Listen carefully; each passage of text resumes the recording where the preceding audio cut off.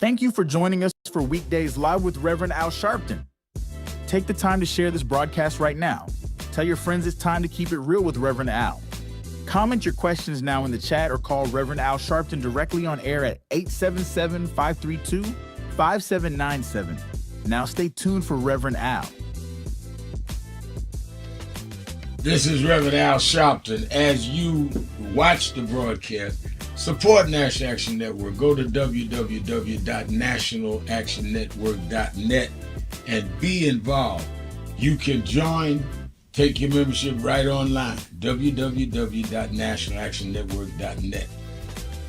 Getting ready to start the program, but we need you to be part of the movement.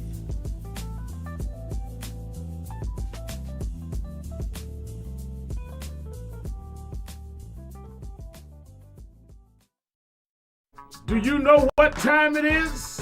It's Al Sharpton time. It's time to put aside all pretenses, deception, denial, or fronting. The time has come to keep it real on Keeping It Real with Reverend Al Sharpton. You need to keep it real with Reverend Al Sharpton right here on Uber TV. Reverend Al Sharpton, and we're back. 1-877-532-5797. 1-877-532-5797. Let's go back to the phone. Attorney Jennifer Jones Austin.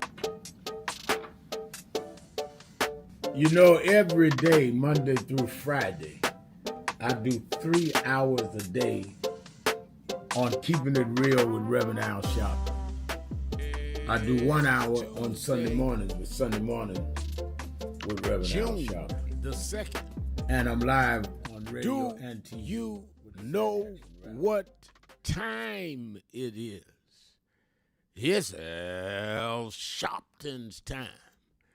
And for the next 3 hours, it's time to put aside all pretenses, deception, denial, and fronting. The time has come to keep it real on Keeping It Real with Reverend Al Sharpton. A very good afternoon to you all across the country. Good morning to our West Coast listeners, and welcome to those listening on Sirius XM, Channel 126, The Urban View, where talk empowers and becomes action. I'm coming to you live from our National Action Network corporate headquarters in New York for the next 3 hours. You can join the conversation. All you have to do is call us at 1-877-532-5797, 1-877-532-5797, or you can go on the message board at www.nationalactionnetwork.net, www.nationalactionnetwork.net. And I see people already on the message board. Judy Williams is saying, what are the black churches doing about educating black children about voting? This should be included in Sunday school. It's time to build our own. Absolutely, Judy. And part of what I'm going to do with this brigade, is these voters brigades that we're talking about, is do that. And I think that it is imperative black churches get up and start being active in the movement like some used to be. And voting, education, preparation is at the top of that list. You're right. Thank you, Judy, for that. I see Pamela Edgar says, good afternoon, Reverend Dr. Al Sharpton. I'm listening on YouTube from Lebanon, Illinois. I'm originally from East St. Louis, Illinois. My top 3 musical influences are Jennifer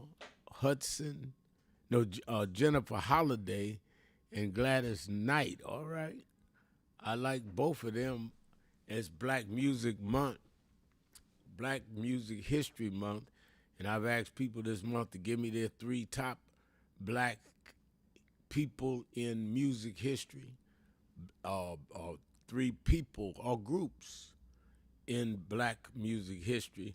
And Stephanie Humphrey Channel says she agrees with Judy on about the black church. All right, Stephanie. And I see Lamont Showboat Robinson says Black Music Month. James Brown, Aretha Franklin, and Marvin Gaye from the National R&B Hall of Fame Foundation, Lamont Robinson. And Lamont Robinson's doing a great job, a fantastic job at the R&B Hall of Fame Foundation. He sends me stuff all the time, and I read it, and I want him to know that I get it, even though I don't always respond because I'm doing 3 things at one time. But I appreciate it and what he's done to keep our R&B history alive is absolutely phenomenal. I appreciate him. And he's got me in there a few times with stuff with James Brown and other things, and I want him to know I appreciate it. And you in that area ought to visit and support the R&B Hall of Fame. Absolutely right. Happiness Donuts is saying, Luther Vandross, and more Luther Vandross. I'm a big Luther Vandross fan too. I talked to Luther a few times. I was not as close to him as I got with James Brown and Michael Jackson, but he was very gospel oriented too. We talked several times, and I even attended his funeral. I didn't speak, but I attended. Out of respect, Luther was a great artist, no question about it. Well, lots going on. Let's talk about it. The Republicans are joining in now, demanding answers on this $1.8 billion settlement fund that Trump considers as he decides what his future is going to be. They want to know that what is this? A judge has stepped in now. I mean, I don't think it takes a rocket scientist to figure this out. It is self-dealing. It is he negotiating with himself. Why you say that, Reverend? All right, he sues the government for the IRS releasing what he says is some of his tax information.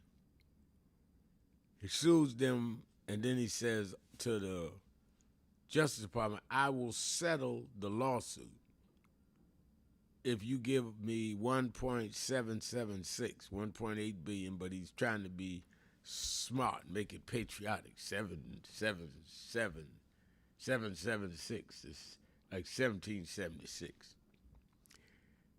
Give me that in a slush fund that I'll have a committee of 5 people that I choose and that I can veto, decide who can apply those that feel they've been wronged by the government like I have. That's a slush fund to pay off his people. Even Republicans are dealing with that. Then we've got a jury, justice for, pull that back up, justice for Cyrus Belton. The jury made the wrong decision in this monster child, South Carolina. I was reading about that this morning, where they let this guy go that shot a young man, Cyrus Belton, in South Carolina in the back. The store owner said that he thought this guy had accosted one of his children, and anyway, they said the young man had a gun, but the young man was running away down the block, shot him in the back. They let him go. Yeah, I read about that. I think that you're right. I think that was the wrong verdict. Looking at the Iran war, the Iranian military sites are being bombed by the United States. As much as Trump is talking about he's tired of the war, he's bored by the war, it's going on. And it's not backing up. And it still has us in a pickle because as long as the Strait of Hormuz is closed, it's going to affect oil flow around the world, which affects gas prices here at home. All right, today we have primary races in 6 states, California being certainly one of them, and as well as California has the mayor's race in L.A. Some of my California folks should call me and tell me what they think. Some people say that L.A. Mayor Karen Bass is in trouble, that she mishandled the wildfires, didn't get back from Africa in time to handle it, all kinds of accusations against Karen Bass. I know Karen Bass well, worked with her when she was in Congress. She's a good person, but they say she's on the ropes. They're saying Becerra, former Attorney General of the state, worked in the Biden administration. He's supposed to be slightly ahead in the governor's race there. And you've got Republican Steve Hilton on his heel, a former Fox News host, and Steyer, who is a billionaire who ran for president, many of you remember.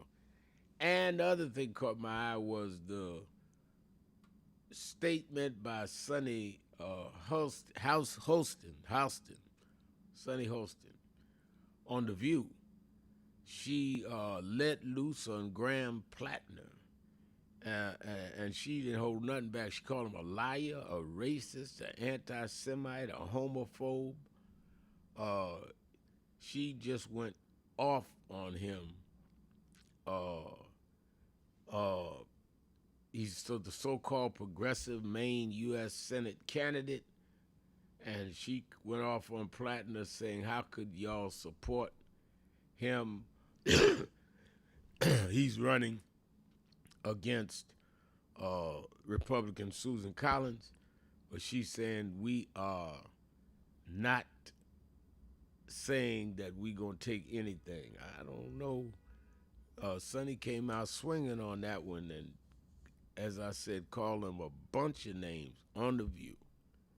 And she said that she's conflicted because we really need a win against Susan Collins to take the Senate. But why are we dealing with as she stated, someone that has got all of that baggage, a racist, an anti-Semite, and a homophobe? I got to call Sonny and ask her, has she been talking to Disco Bryant? Sounds like it. Let's take a break. We'll be right back. Taking your calls. 1-877-532-5797. 1-877-532-5797. We're talking to you as well as taking your 3 top black music artists or groups, Black Music Month. Or you can go right to the message board at nationalactionnetwork.net. Let's take a break. Be right back. Keeping it real. Sharpton. Be right back. Breaking news. The issues, the stories affecting you. Now here's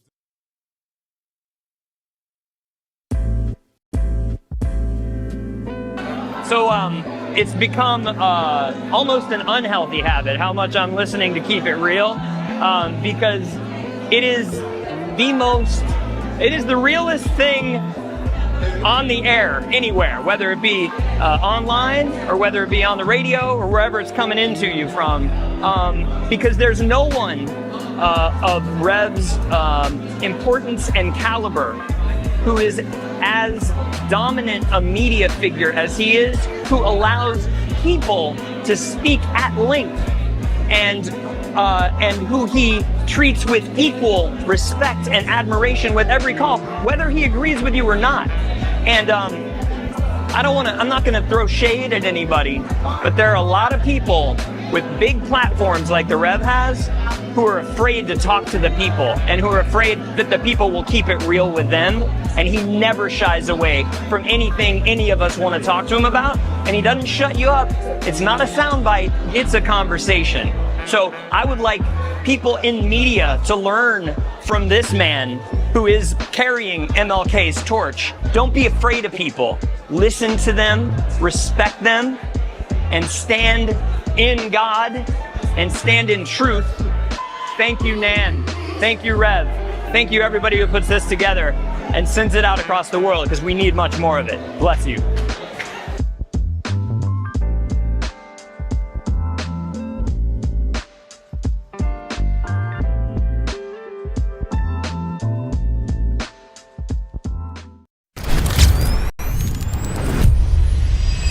This organization has been on the front line. People ask me, why do families call us? Because we never leave them.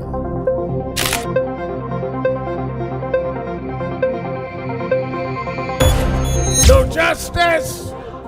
No justice! What do we want? What do we want? What do we want? When do we want it?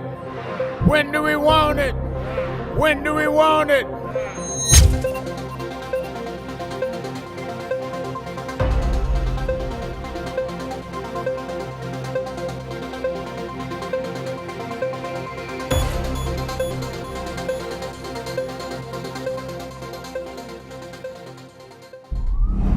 No justice! No justice! 62 years ago today, Martin marched in Washington. 62 years later, the dream is not dead.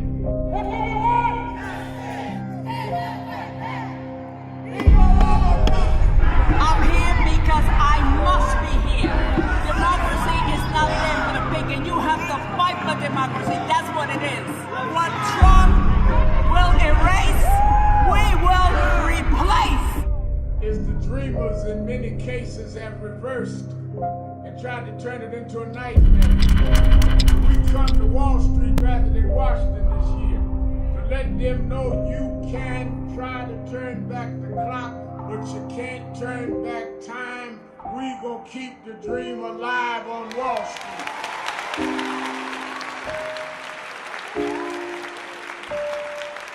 Many people cannot focus because they have not really come to terms with their calling and life purpose. In order to focus, you must also be clear on what you're focusing on. So if you're not clear on your purpose, if you're not clear on your life's calling, then focus on seeking that. Because if you just read the ways and roads you traveled that you didn't even choose, that were sort of just laid out for you by God, in that it's telling you, speaking to you about what your purpose is and what you were born to do and be. I learned the things that I didn't plan had to be planned by God, and God's plan was directed toward God's purpose in my life. And I focus on that. Not focus on what others do, not focus on how well they're doing or bad they're doing, but focus on whether I'm in line and aligned with what I'm supposed to be about. And in order to move straight ahead, you have to be focused on the path you're running on. Rev, you know, you were right there From the beginning. with the stuff that Yep.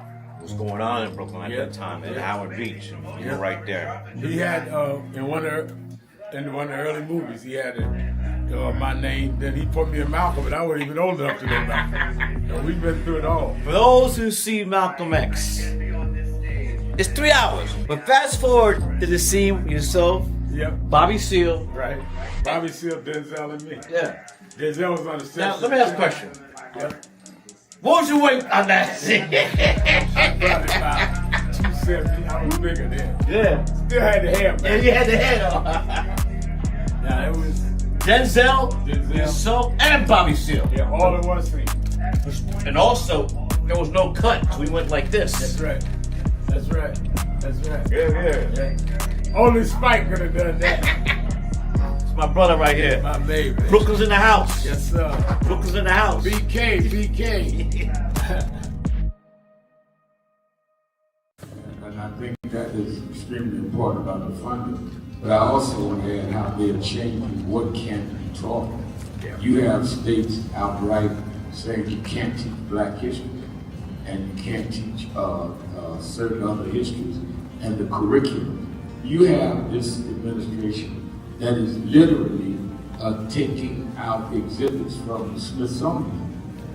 So we have not only an education problem in terms of resources, we have an education problem in terms of curriculum and what people are being taught. So I have one grandchild, 6-year-old.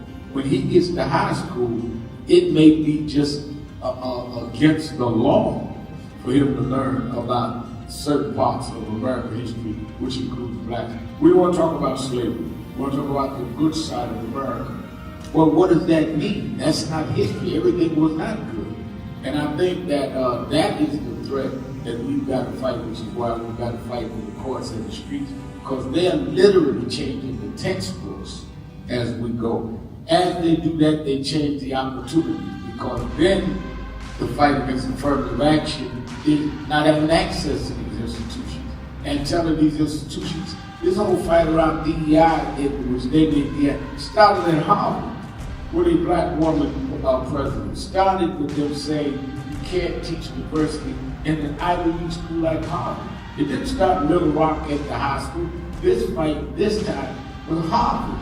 And they went from there on. And I think that we've got to have the same resistance. If they could fight in the 50s, that ACP would have been together and deal with the question from Little Rock in terms of desegregation, then we that are far more educated, far more economically secure personally, have no excuse in the age of what they did in Harvard not to be standing up back in this.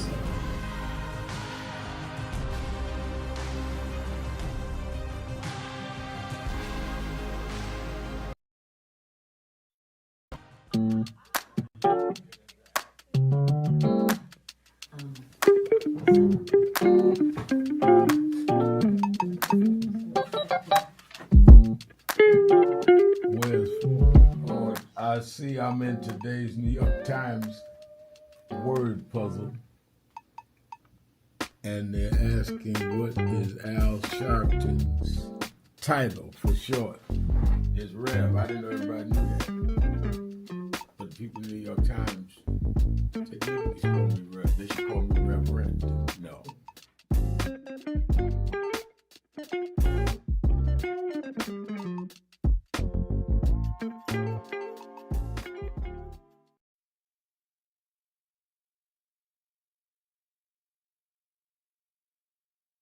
Keeping it real. I am your host, Reverend Al Sharpton, and I see a couple of people on our message board talking about cases. One lady with her son.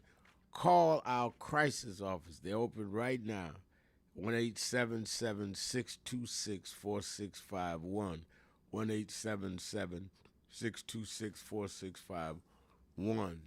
And if it goes to voicemail, that means they're talking to some other, because we got several people there, all the lines there. They will call you back, and let's see if we can help you. I cannot do it off the message board and do the show and then do other things. That's why we have a crisis department. But thank you, and I hope your son gets justice. I hope we can be helpful. All right, let's go back. I see, is it Jareenal Boy? GEREENALBOUY 3854. That's the ID on our message board. Says the Temptations, Earth, Wind and Fire, and Lionel Richie. That's her three. For Black Music History Month. And Johnny McKinney says Whitney Houston, yes, a great person. I think that's, I'll go with that. All right, let's get ready to take some calls. And I really want to bear down also on there's been, I think, too little attention between the merging of black music and the black movement. When you talk about people like Nina Simone and others that became even commercial artists that would put their name and artistry in the movement, Roberta Flack, who I knew well. I did the eulogy at her funeral. Aretha Franklin, did it hers. All of these that were hot commercially, but still would make songs that was movement oriented and would go out and do concerts for the movement. And that's part of our history too. Nobody personified that more than Harry Belafonte.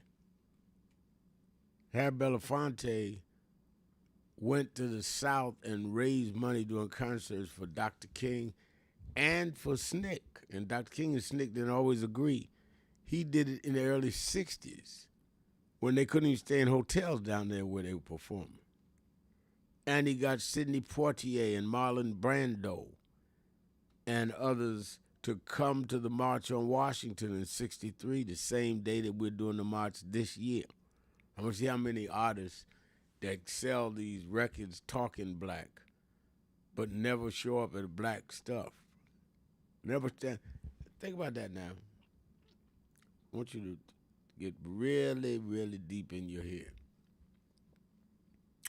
We see some of the black rappers, artists, Nicki Minaj, others, that's gone with Trump. But how many of them did we see stand up, march on Wall Street, or the rallies recently in Mississippi, or Montgomery, or to be with us August 28th in Washington? So, are you selling blackness, or are you expressing blackness that you are part of? Because the artists before you not only talked about civil rights and freedom, they were there.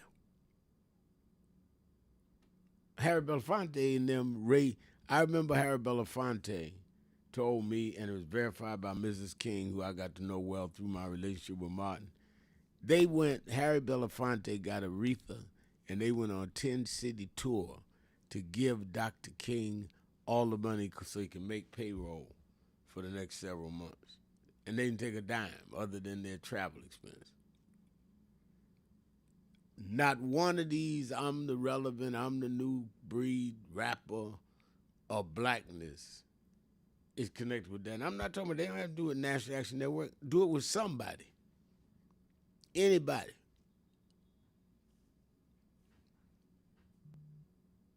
Some that gave up their career. I love it. Renee Mickens says Gil Scott-Heron. Nobody more committed. Lyrics and his body. You're absolutely right, Renee.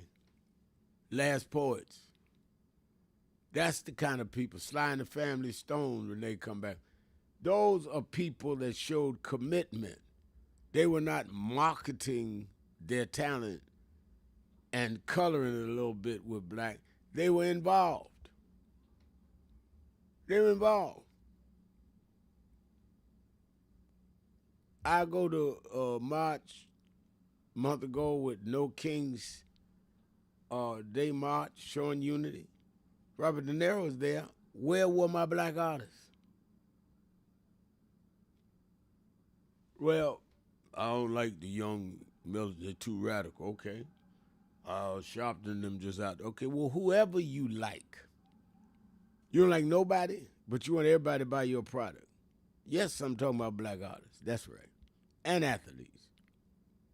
Jim Brown led the Black Economic Council in Cleveland, Ohio, when he was on the Cleveland Browns.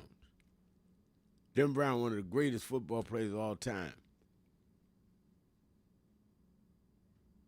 And he organized people to stand with Muhammad Ali. Lou Alcindor, who later became renamed Kareem Abdul-Jabbar, was organized by Jim Brown and did that. This is in the heyday of their careers. When Will Chamberlain and others said, no, we ain't getting into that. Ali gave up his career to stand up for his religion. I mean, where are those artists at today? Talk Blacker, they claim that we know the streets. And maybe you do. So why aren't you helping do something about it? Oh, Rev, y'all just old school. Well, tell me what the new school is. To sell, and so these companies that you don't own make all this money off of you putting music to our pain or rapping to our pain. That ain't old school. That's common sense. You just ain't got no other way to try to dismiss it because you can't answer the question. Last point, and I hope somebody get this tape and give it to them. How are you more critical of black leadership of all ages, whether it's Black Lives Matter, whether it's National Action Network? Ain't none of y'all said nothing about Nicki Minaj and them up there with Trump. Y'all do lyrics against some of us. But I ain't heard not one rap. Oh, that's right, Nicki's your friend. I get it. Let's take a break, be right back. Keeping it real. Sharpton, be right back. Time is up. The IRS is in full.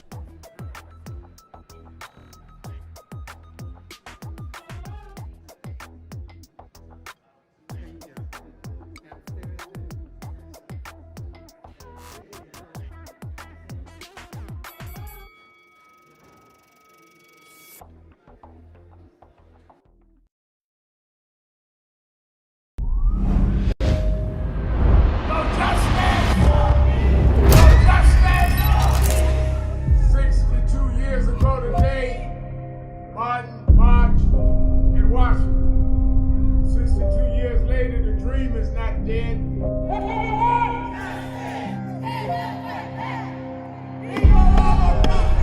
I'm here because I must be here. Democracy is not there for the pig, and you have to fight for democracy. That's what it is. What Trump will erase, we will replace. Is the dreamers in many cases have reversed and tried to turn it into a nightmare. We come to Wall Street rather than Washington this year to let them know you can try to turn back the clock, but you can't turn back time. We gonna keep the dream alive on Wall Street.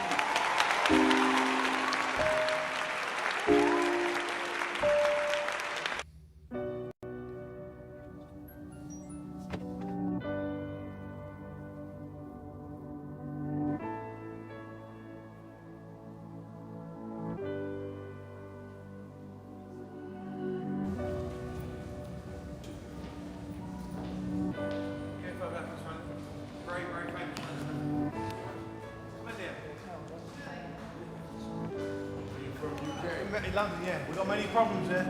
We need you over our side. Yeah, you're invited anytime, please. Whenever you want to come. There we go. Guys, what's up, Doc?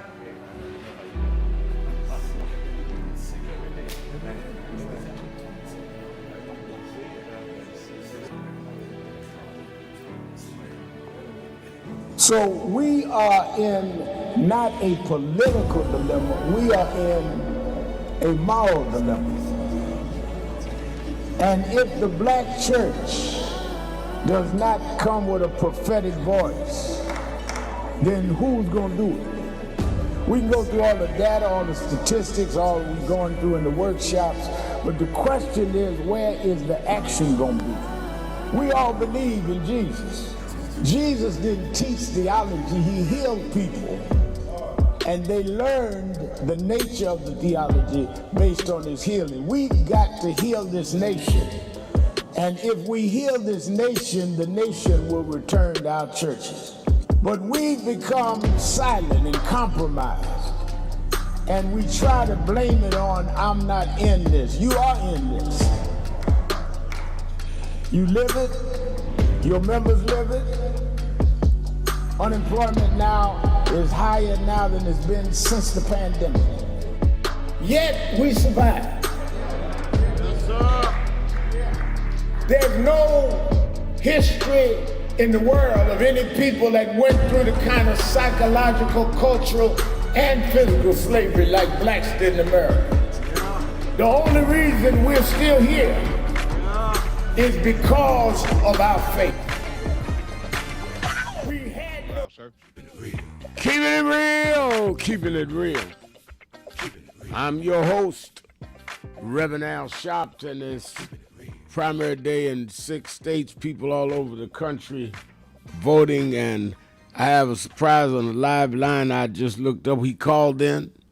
I've known this man for many, many years, and he's always been a strong, stalwart, and a outspoken leader, activist, and congressperson, and former head of NAACP. I'll tell you something about this man. This man gave me the President's Award at NAACP when a lot of folks said that he was crazy.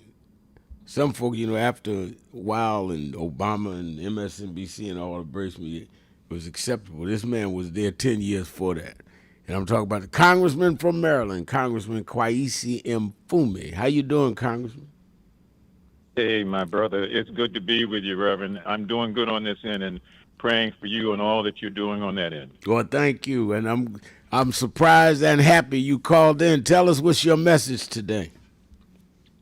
Well, I was tuned into WOLB here in Baltimore, and I reminded myself I was going to hang up around and do some street work. And I said, let me just hang on for a minute and see if Brother Al is coming on. And you did. And I'm so glad you've talked about so many of the things that you brought up today, not the least of which is this $1.6 billion slush fund that this president has tried to put in place for all those folks that went out and destroyed the Capitol, beat up people, beat up police officers, and are members of the Proud Boys and the Oath Keepers. So they're being rewarded under his plan. I'm so glad the court stopped that kind of foolishness. I mean, it just, for black people in this country, that's an absolute insult. I hope it's an insult for white people also. And clearly, if the courts hadn't stopped it, it would have been a real challenge for your Republican colleagues. Are you getting a sense on the Hill, Congressman, that some of your Republican colleagues are just afraid because of his seemingly, his being Trump's grip on some of this MAGA crowd that is in their districts, but that they know this man is really dealing in a corrupt and in indefensible way in terms of the stuff they even believe in? Mm-hmm. Yeah, that's a good question. Half of them absolutely know that this stuff is bad for the country, bad for their party, and there is no real redemption in it. The tragedy is that they need to grow a pair because they will not stand up, fight back, push back, or resist. And the one or two who have done that, he's iced them, caused them to lose their elections. So that's what happens when people get elected and holding the office is more important than doing the job. And so many of them want to hold on to the office. They're not worried about the job because they can go to the White House every now and then for a reception. They can have the president say good things about them, and they can lie and say that what they are doing is the best thing for this country. For the rest of us, he just calls us low IQ so-and-sos and ignores us. And that's why what's happening across this country is so very important in terms of resistance. From the No Kings rallies to the demonstrations in the streets, what's been going on down in Selma and other places, people have to keep pushing back. And I really appreciated your retrospective comment on the artists of today, the black artists. Right. Not all of them, but a significant portion missing in action on some of these real crucial it's instances and situations. And the ones that are trying to do something, they get vilified and talked about like, those days are over and we don't need you to do that. We just need you to sing and dance. Right. So we've got to keep supporting our artists who are using their art for revolutionary kinds of things. And when I say revolutionary, changing the course of where we are now and creating a situation where people really are judged by the content of their character. And for the rest of them, I think you did the right thing by calling them out because there is an obvious absence at so many events and activities and initiatives.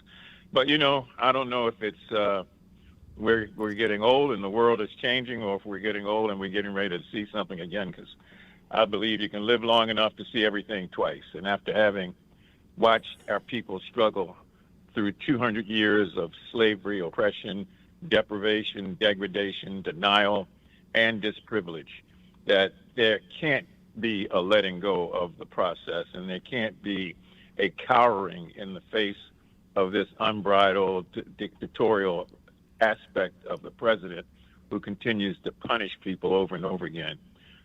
We're black and we ain't going back. I mean, that's the bottom line. Yeah. And I don't know why that's so hard to understand. It's very simple. Very, very simple. It's a primary day all over the country. Are they trying to do any redistricting in Maryland? I read things from time to time. What's the status of where the districts are in Maryland and voting in Maryland? Good question. We had we have one Republican district here in the state, and the other 7 are Democratic-controlled districts. And, you're right, there was an effort here to talk about doing something to change that district prior to the upcoming election, which is in about 23 days. What has happened over the period of time since the Supreme Court's terrible and dastardly decision to do away with the Voting Rights Act pretty much by gutting it has been an announcement by the president of the Senate here in the Maryland General Assembly to call back into session his members and then to find out if there should be a special session to put the question before voters 3 weeks from now, months from now in November, so that the voters will have a chance to vote yay or nay. Most people agreed it's going to pass. And if that's the case, then in January, that's when the redrawing of the lines would take place for the upcoming election in 2028. All right. Well, thank you for calling in, and certainly before these 23 days, we got to have you back on Talking Policy and on both on the TV and radio show. But my friend, God bless you and stay strong. Kwaisi Mfume. Thank you for your call. Let me go to Chicago to the live line to my friend. She didn't call yesterday, so she know I was waiting on her to call today. The beloved Miss Eunice. Well, thank you for that, Reb. You know, I've been suffering with decided pain for over 2 weeks now, and I don't know which is worse, the shingles or that, but I'm getting some relief now. Oh, good. I'm glad. Sure. Glad and you get some. I want to go back old school with this music. Mahalia Jackson, of course, Ella Fitzgerald, and Billie Holiday. Wow, love all three of them. They may call it old school, but I call that vintage blackness. All three of them. Yes, it certainly is. And I've had an opportunity to meet them all. Oh, really? That's great. I knew Mahalia. I used to preach at some of her intermissions. She had me come on as boy preacher. But I did not know Billie Holiday. I never saw or met Billie Holiday.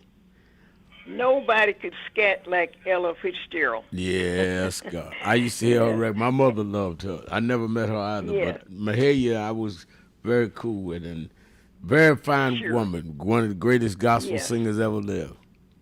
Oh, yes.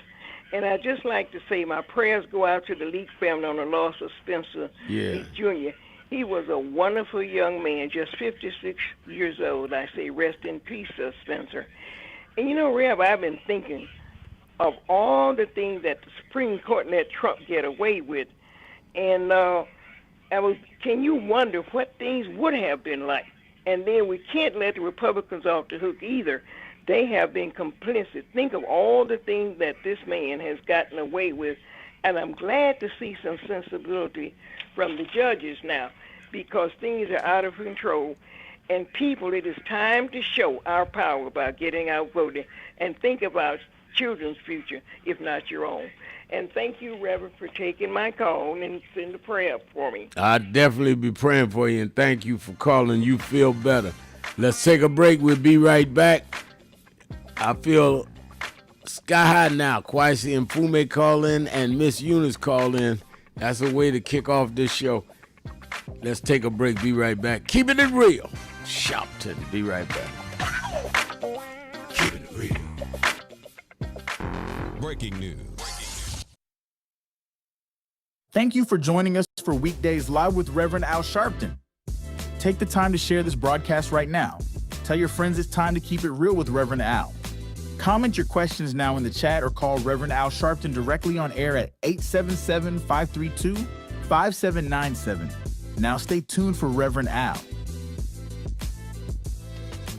This is Reverend Al Sharpton. As you watch the broadcast, support National Action Network. Go to www.nationalactionnetwork.net and be involved. You can join. Take your membership right online, www.nationalactionnetwork.net. Getting ready to start the program, but we need you to be part of the movement.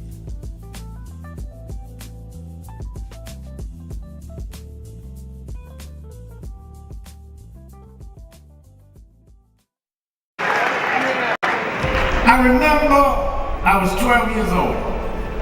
I was a boy preacher in the Church of God in Christ. Bishop Shear knew my bishop, Bishop Washington. Bishop Washington, my mother was concerned I was getting into politics. They brought us to Reverend William Jones. His daughter's traveling with us. And Reverend Jones introduced me to Jesse Jackson. I became his youth director in New York at 13.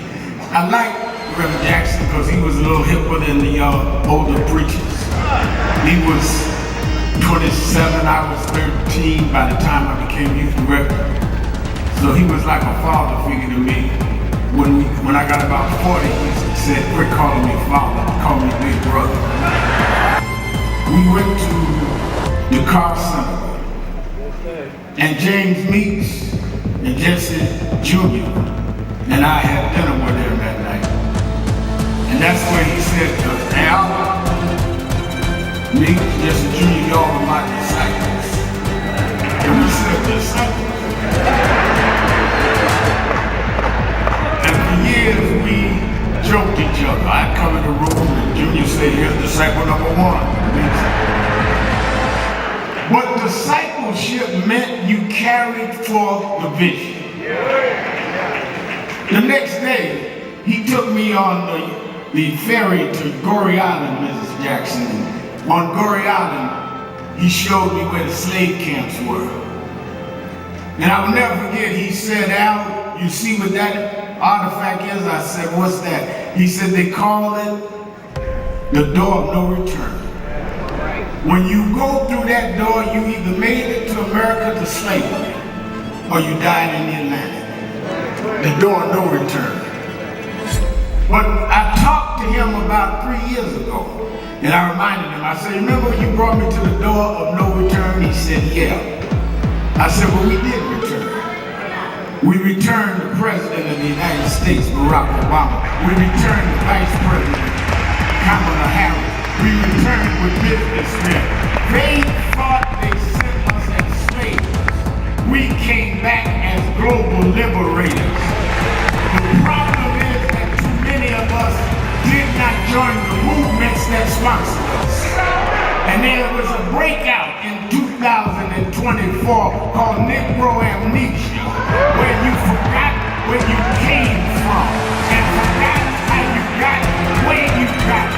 Therefore, they're trying to take back everything you had.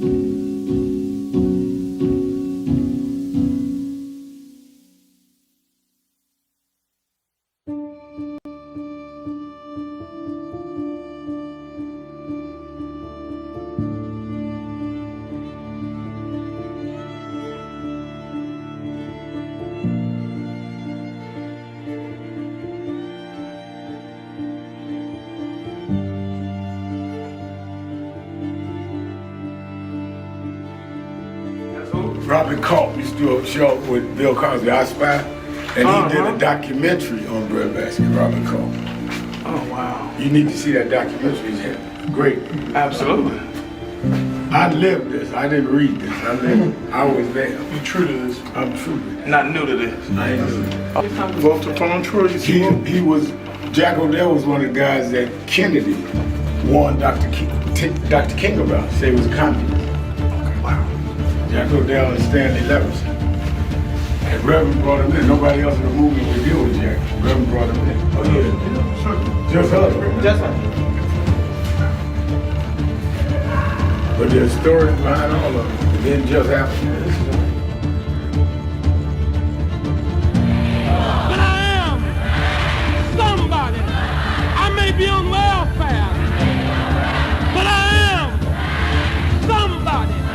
I may be in jail, but I am somebody. I may be uneducated, but I am somebody. Beautiful, crime. I must be respected. I must be protected. I am somebody. Come today. I see the Reverend Jesse Jackson is here. Yes. Lord, we thank you for the Reverend Jesse Jackson. Yes. I see the Honorable Maxine Waters is here. Yes. We thank for Maxine Waters. You see the Reverend Al Sharpton is here. Yes. We thank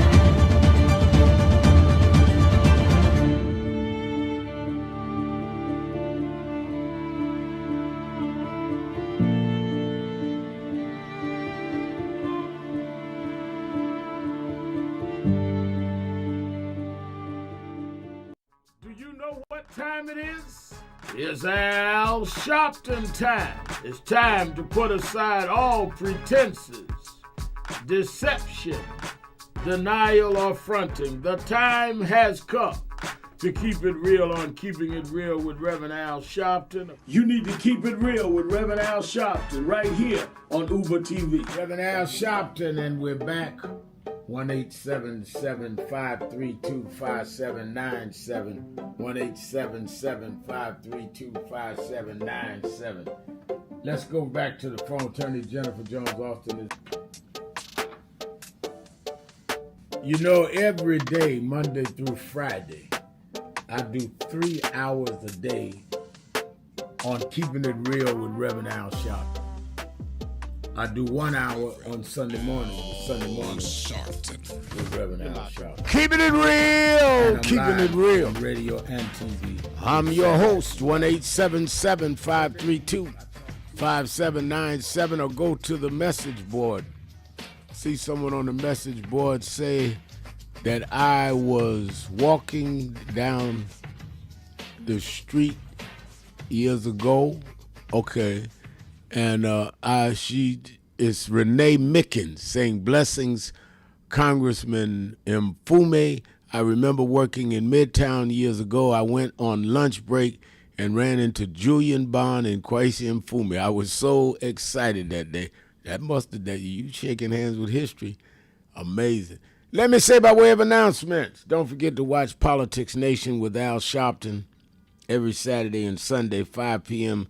Eastern Time on MS Now, and you certainly need to stay informed and up to date even on weekends. That's why I do my show on weekends, 5 o'clock, and I want to thank all of you that supported us last weekend. I tell you, every Tuesday when we get the ratings in, we had a larger view audience than CNN and the shows before us and after, both nights, because of your support, and that's what keeps us on the air, your support. And also, you that are in the New York, New Jersey, Connecticut area, meet us at the Saturday Action Rally. We are putting together these voter brigades that we're going to have dispatched everywhere. We are knowing that MAGA and others are going to be at the polls.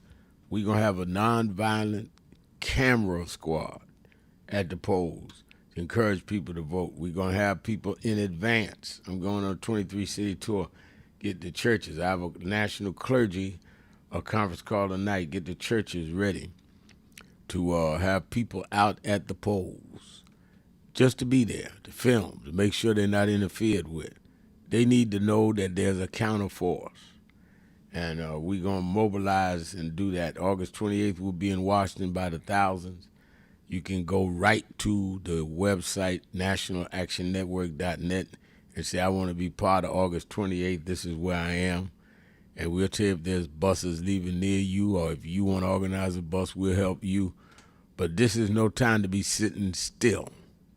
So support the shows, support the march, and you in the tri-state area can come be at the rally. Don't just be lazy on the weekends. You that are not in the New York area, you can watch the rallies live on Impact Television Saturday mornings, 9 to 11, or on nationalactionnetwork.net, or on YouTube/NAN. All right, let's go back to the phones. Let me go to Disco Brian. Disco Brian in Philadelphia, Pennsylvania, WURD, the word. Brian, do you know Sonny Houston? Of course. Yeah, she's amazing. Yeah. Have you been indoctrinating her? Because she sounds like you.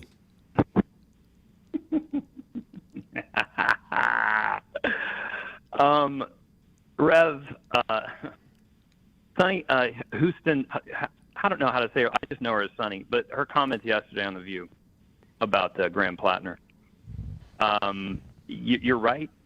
It kind of reflects. I don't know. Maybe she's listening to Keeping It Real after it gets off the air. I hope that's the case. But Rev, yeah, I've been saying he's a liar, racist, anti-Semite, homophobe, and most likely an existential threat to the Democratic coalition. Just because, Rev, you know, I guess I'm cursed with seeing the same patterns from candidates that, you know, aren't exactly like him, but who we've seen have become members of MAGA or very close partners, like Fetterman and Tulsi Gabbard. And of course, you know, they always start out at the top of the stream with our dear friend Bernie Sanders from Vermont.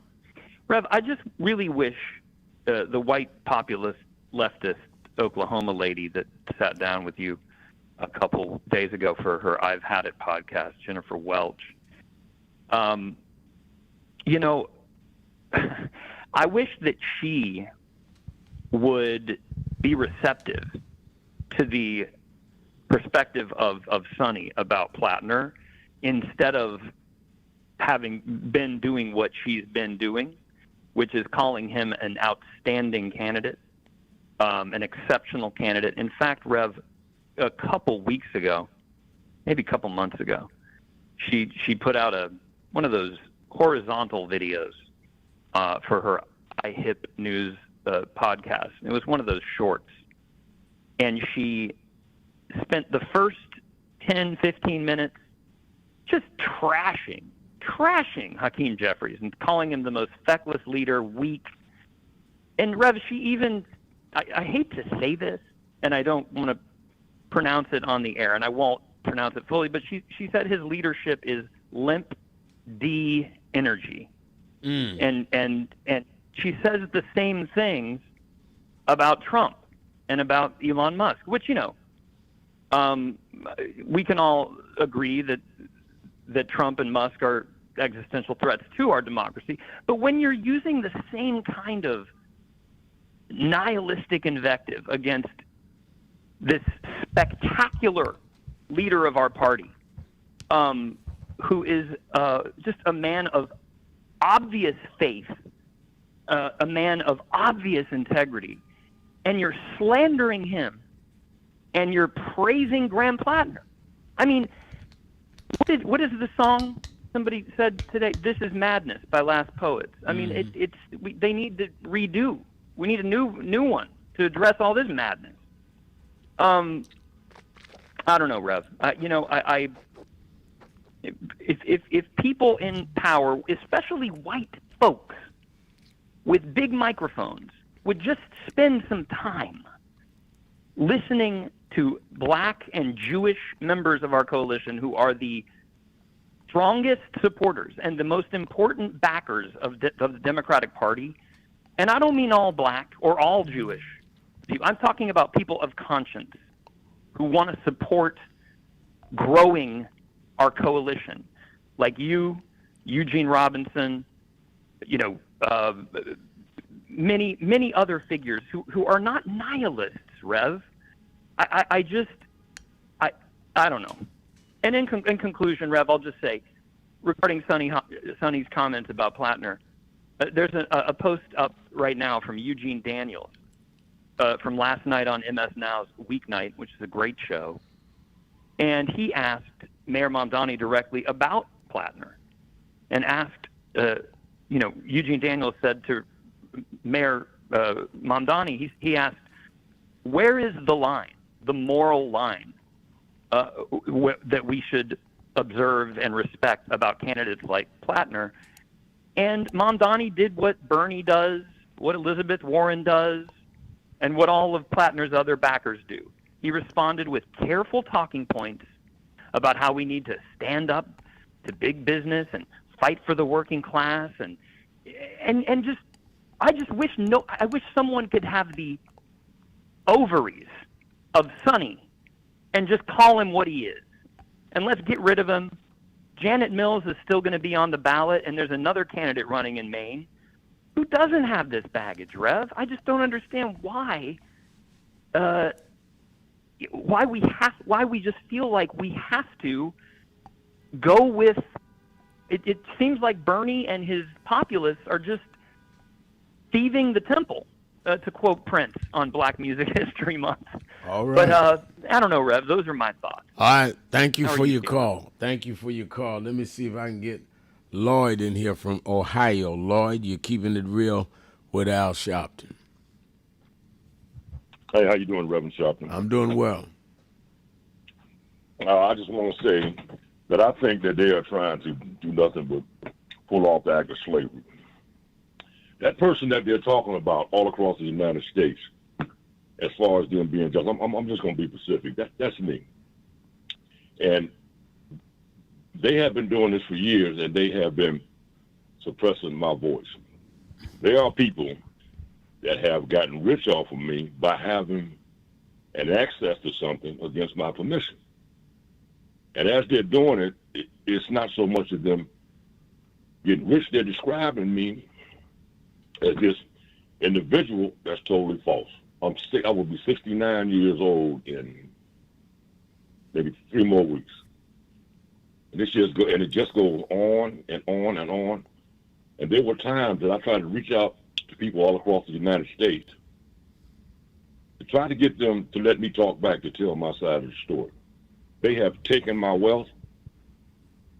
They have slandered me to the point where some days I'm making $5 a day intentionally to hold me down to try to take something off of me. Now, I have to leave right now. I got a call all of a sudden. I'm going to call back another day and explain this. But those people, I'm not stupid. They recognize my voice. All right. Well, thank you for your call. Call me back and let me know. Give me clarity on what you're talking about. Thank you for your call. Let's take a break. We'll be right back. Keeping it real. Sharpton. Be right back.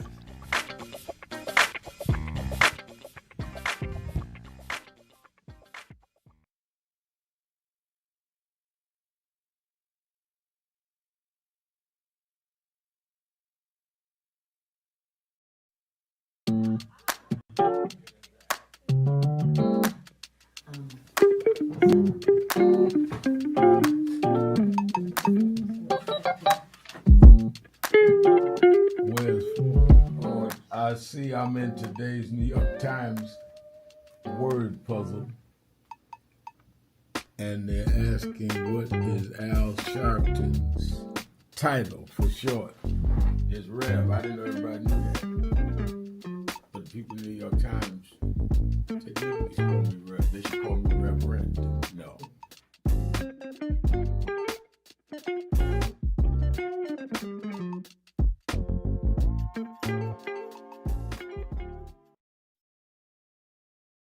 Oh, yeah. Rev. You know, you were right there from the beginning with the stuff that Yep. was going on in Brooklyn at that time, at Howard Beach. You were right there. He had in one of the early movies, he had my name. Then he put me in Malcolm, but I wasn't even old enough to know Malcolm. So we've been through it all. For those who see Malcolm X, it's 3 hours. But fast forward to the scene you saw. Yep. Bobby Seale. Right. Bobby Seale, Denzel, and me. Yeah. Denzel was on the set. Now let me ask a question. Yep. What was your weight on that scene? I probably about 270. I was bigger then. Yeah. Still had the hair, man. Yeah, you had the head on. Now it was Denzel, yourself, and Bobby Seale. Yeah, all in one scene. And also, there was no cut. We went like this. That's right. That's right. That's right. Yeah. Only Spike could have done that. It's my brother right here. My baby. Brooklyn's in the house. Yes, sir. Brooklyn's in the house. BK.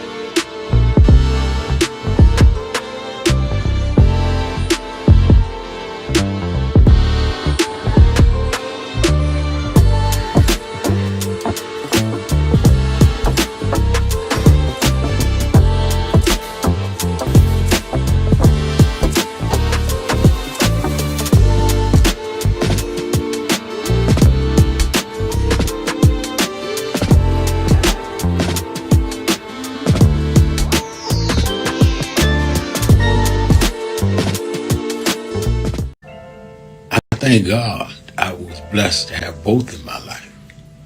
Both historic, strong figures. But if I misused them and listened to not only figures that are not as historic as them, but figures that had nothing to do with the calling and purpose of my life, I would live confused.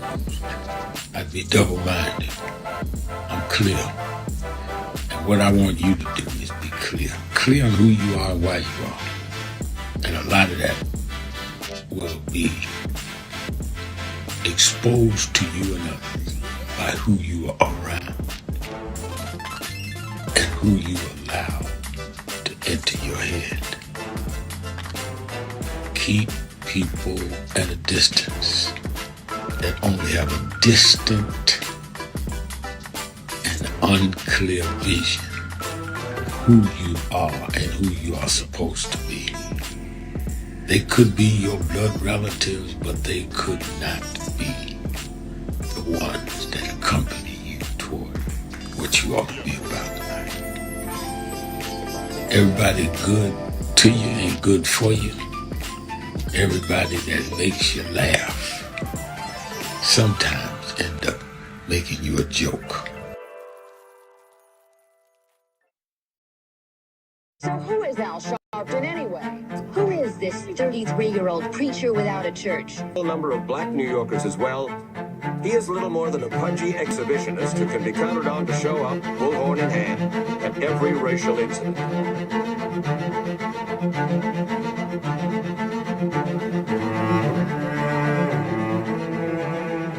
I often quote Mark Twain saying, "The two most important moments in life is the moment you are born and the moment you find out why you were born." I had a very troubling conversation the other day that prompted me to do this little video. Young man that I've known a while came to me and he was crushed. I mean, really crushed, because people were criticizing his work. He's in the ministry, but he's also an actor. And he said he couldn't understand why people were jumping all over, criticizing him, trying to find scandalous and derogatory things about him.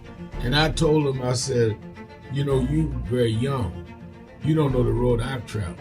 They called me everything but a child of God. Racial discord, a blabbermouth, a loudmouth, too flamboyant, an agitator, a racist, I a race had to baiter. learn. Yeah, right. I was not defined by how others saw me. I was defined by how I saw myself and whether I was being true to myself. Some of you watching this don't like me.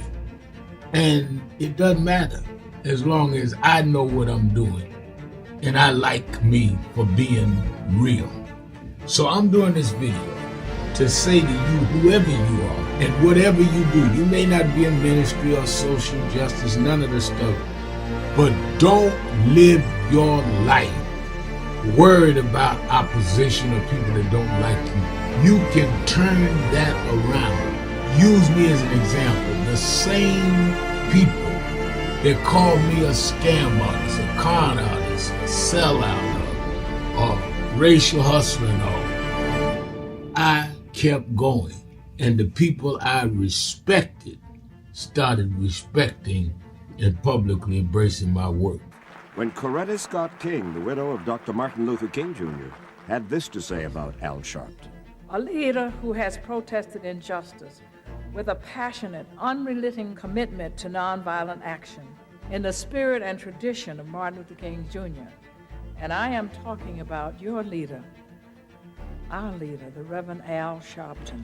The other thing that hasn't changed is the National Action Network's commitment to fight injustice and inequality here in New York City and across America. And that's not only a testament to Reverend Sharpton, it's a testament to all of you who are here tonight. First and foremost, to Reverend Sharpton.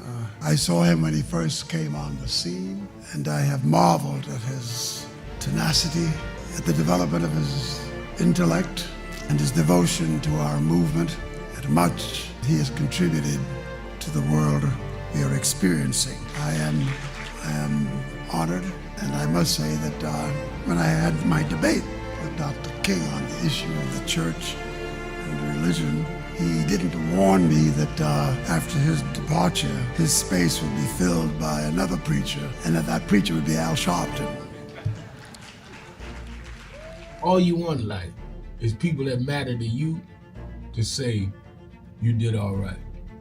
And more important, that you can look in the mirror and say you did all right. Thank you, Rev. Thanks for that introduction. Look, we've known each other for a long time. I'm grateful not only for your leadership and partnership, but quite frankly, more importantly, for your friendship. And thanks to all of you, members of our nation's most important civil rights organization. You have been, over all of your years, such an extraordinary leader. You are a voice of truth, a voice of conscience, a voice of practicality around what we must address and what we can do. And I thank you so much for your friendship. I remember that most of the youth around Al's age, he was about 12, wanted to be like Connie Hawkins, a great basketball player, legend, or Earl the Pearl, or Clyde Frazier. Al wanted to be like Adam Powell, a powerful preacher with a social justice gospel. He was very close to, at that time, the Reverend William Augustus Jones, powerful preacher and social justice. Keeping it real, keeping it real. I'm right your now. host, Bishop Washington. Reverend Al Sharpton, and I see Akeem Smith on our message board saying Bill Pulte takes over as Director of National Intelligence from Tulsi Gabbard, but both Republicans and Democrats both disapprove of him. Yeah, I'm hearing a lot of pushback on that, Akeem. You're absolutely right. And I think it is going to be a little sticky-wicky as they get down to confirmation for him. Tricia is saying flooding the zone is becoming increasingly effective. And that's what they're doing. And that's why we need to flood the zone the other way. If you see, as Tricia accurately, in my opinion, points out, that Trump and them are just flooding the zone, that means we need to flood too. That's why I do radio 7 days a week. Television, my own show twice a week, and other shows twice a week. And if everybody got out here to just flood the zone back, you could nullify their disinformation by getting at it with information. But a lot of us, just think preaching to the choir, the folks that we already know agree with us in our circles enough. No, you need to get out there, call in these shows, get on social media, get in your community, join a church if you're not a member, and say, I want to work in the church. Now, did y'all hear about this, that, or the other? There are people in there. Whether you like the preacher or not, the church or not, the people in there needs conscious people. And you may learn something. You may find out the Bible's not what you thought it was, and they may find out that you are not as removed from a spiritual being as they thought you were. People say the church ain't what it used to be in terms of drawing numbers. The fact is that the largest gathering of black people on a weekly basis in the United States is still the black church. Whether it has 80% that it used to or down to 60%, there is no other place on a weekly basis that black folks go like the black church. So rather than let it get extinct, use it to organize. And it's not a contradiction. It is what the church was built for. Some has gotten away from it. I'm having a Zoom meeting tonight with ministers all over the country about August 28th. I'm going on the board meeting of National Baptist Convention as soon as I get off the phone.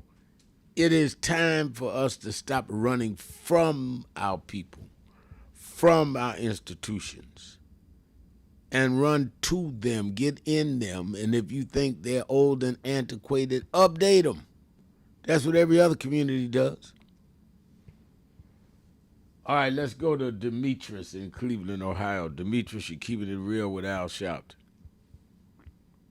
Yes, thank you, Rev Sharpton. Thank you. If you're trying to speak. First of all, about the election day in some states, I think it's important that when people go to the polls, they should vote for a candidate going to look at all the issues. Like in Los Angeles, I think there's a competition between the candidates because of the brush fires that was there, and they feel like Mayor Bass, was responsible for the brush fires having such a devastating effect. But that goes hand in hand for a lot of other causes because of that, because of climate change, and because there's always going to be brush fires. They got to look at the safety of their community under her. They got to look at whether or not money being allocated to the different precincts and where people live when it comes to repairing roads and for community services, for education and providing medical assistance for people in the city. If they can't choose a candidate because he's making an issue off the brush fires, they got to make sure they choose someone who's going to make sure all the citizens of L.A. is going to get equal funds, get equal protection, from the safety forces, and make sure that when they need police and ambulance, they're going to be there for them. And also, concerning about this Black Music Month, I want to give some recognition, to some of the writers of some of the songs. So like on Huff and Gamble out of Philadelphia, they wrote some nice songs with different groups like Teddy Pendergrass, like the OJs, and they wrote like Love Train and Wake Up Everybody, and Backstabbers. And also the record executives like Barry Green. He did release What's Going On by Marvin Gaye, because that was a breakthrough album. So he took a chance on being social conscious on releasing that album. Also, I give some of the rappers credit. Like Ice-T, he did make a stand. He do try to help some people who are incarcerated, and really did as well. He'll bring up any type of issues on his podcast. He's not afraid to speak out. And also, I'd like to give shout out, to Paul Robeson and Billie Holiday as well. They jeopardized their careers by standing up for what they believed in, what they seen in society. And because they did stand up, their careers got set back. So I think some artists and some records actually paid a price, yet they stand strong. And you had groups like Wu-Tang Clan, they be culturally active. And a lot of the rappers, they are culturally active, but they don't get the recognition like they used to.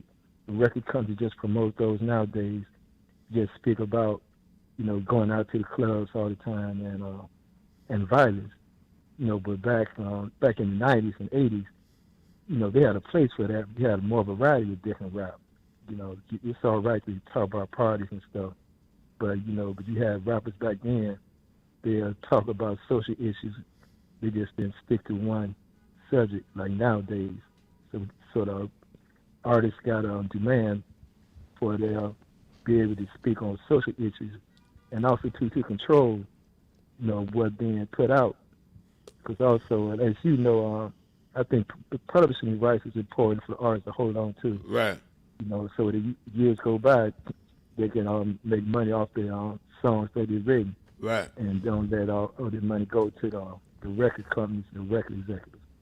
All right, thank you, Brother Sharpton. All right, thank you for your call, Demetrius, and you raised some excellent points. Let me go to Brother Jacob in Philadelphia, WURD.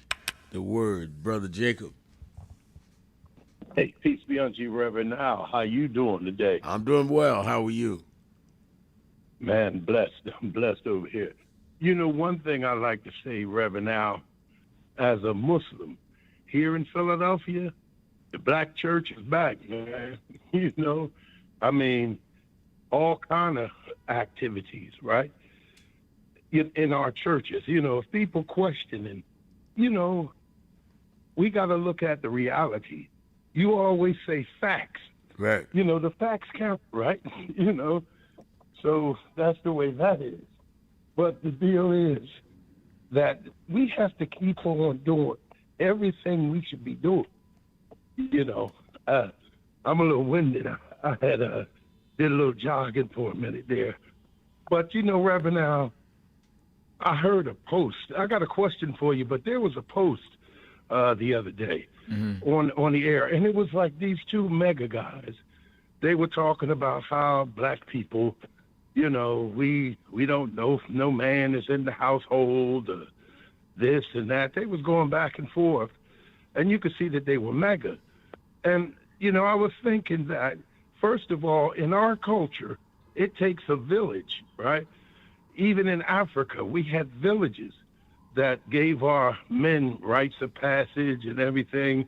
And from Africa to America, white supremacist-minded people have been destroying our villages. Right up to the day where we speaking, Reverend Al, they're doing it. So, even the black man is back. There was a survey about a year ago where they said that pound for pound, black fathers spend more time with their children than others, right? Wow. So, after 400 years, Reverend, now, I think we're doing pretty good as a people, and I think if we keep marching up that kingdom highway, we can. And to my Muslim brothers, I say that we need to do what Allah tells us to do, and that's to strive as in a race towards all that is good. That we see our Christian brothers and sisters doing, we got to get in that race, Reverend Al. Thank you. God bless you. Thank you for your call, as always, Jacob. Let's take a break. Be right back. Keeping it real. 1-877-532-5797. Sharpton. Be right back.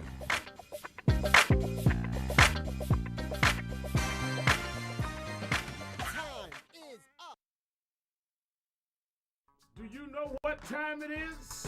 It's Al Sharpton time. It's time to put aside all pretenses, deception, denial, or fronting. The time has come to keep it real on Keeping It Real with Reverend Al Sharpton. You need to keep it real with Reverend Al Sharpton right here on Uber TV. Reverend Al Sharpton, and we're back 1-877-532-5797. 1-877-532-5797. Let's go back to the phone. Attorney Jennifer Jones Austin You know, every day, Monday through Friday, I do 3 hours a day on Keeping It Real with Reverend Al Sharpton. I do 1 hour on Sunday mornings with Reverend Al Sharpton. And I'm live on radio and TV with the Saturday Action Rally. 7 days a week, I talk to our people, hear from them, to call in. I'm sick and tired of people talking for people that they don't talk to. So go on www.nationalactionnetwork.net. Listen to my show, call in, express your opinion. You don't have to agree with me. But let's start talking to each other rather than about each other and lecturing at each other. Let's keep it real with Sharpton. Happy 20th anniversary to Reverend Al Sharpton on 20 years of Keeping It Real. 2 decades of truth-telling, fearless advocacy, and keeping the people informed and empowered. Thank you for always speaking power to justice and standing firm for what's right. Here's to 20 years of impact and many more to come. We have a short visit today, so we just wanted to greet you all and thank you for allowing us in. Yes, sir. We were cool. Yeah, we was here. They were on the plantation. Our family was on the plantation. Wow. And that's, of course, that's the slave house. That's one of the slave houses. Sir, it's been 13 years. That's right. Good to see you. How you been? Doing fine. Good.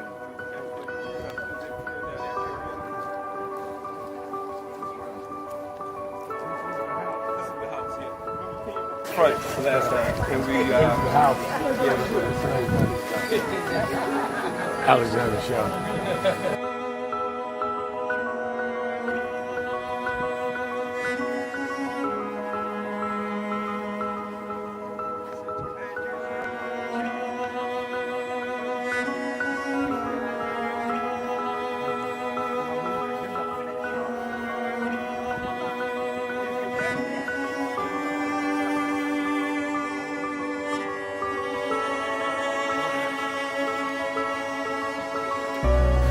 How many slaves were staying there? I have no idea. This is where they would have a slave. Yeah, that's when exactly. That was exactly.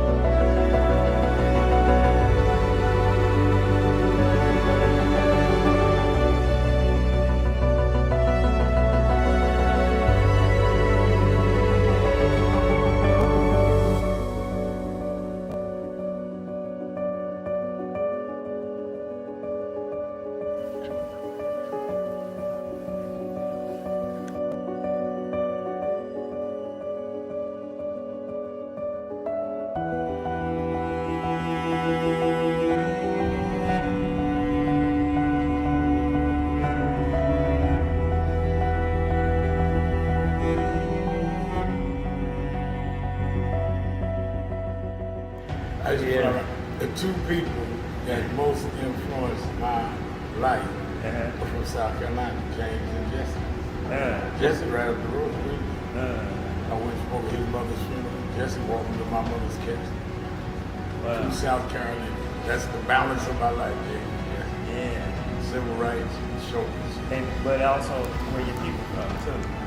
Literally. Yeah, right. And when I knew Jesse was from James, I started president. Yeah. And James had died before I knew about him in South Carolina. Oh, really? Yeah. James died December 25th. He died Christmas Day, 06.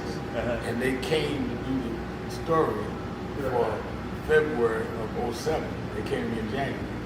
His daughter swear that was his daddy and helped him push the information out. Wow. And I called Jesse and told him, do you know that my great-grandfather was a slave about 45, because Greenville right up to I-20. He said, I told you we was connected. That's why you got to listen to me. But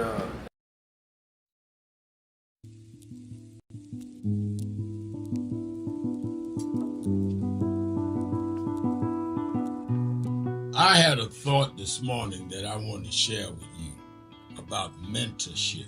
I am able to do a lot of what I do because I had great mentors, but there are correct ways and incorrect ways to mentor people, in my opinion. I was mentored as a boy preacher by Bishop F.D. Washington, one of the great Pentecostal preachers of his time.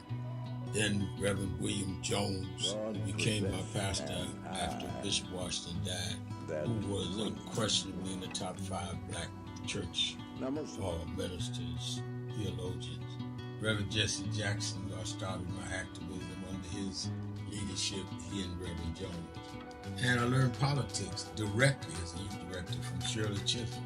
So even though I didn't finish college, I had the most unique education in the world from being exposed to giants. But the one thing I learned is as I grew older and people started coming younger than me and wanted me to teach and mentor them, the magic of the mentors I had is they did not want me to be their clone. They wanted me to learn things from them and use my own gifts and talents in my own unique way and let me do things on my own because they knew that if I flopped in something. Keeping it real, keeping it real. I am your host, Reverend Al Sharpton, and we're back. 1-877-532-5797. 1-877-532-5797. And I on the message board, I see Judy Williams saying, the black man is back. My son is raising his own, plus those that he has adopted, providing father figure and setting an example of a 2-parent home plus a village. I love that, Judy. Now I love that. Let me tell you something.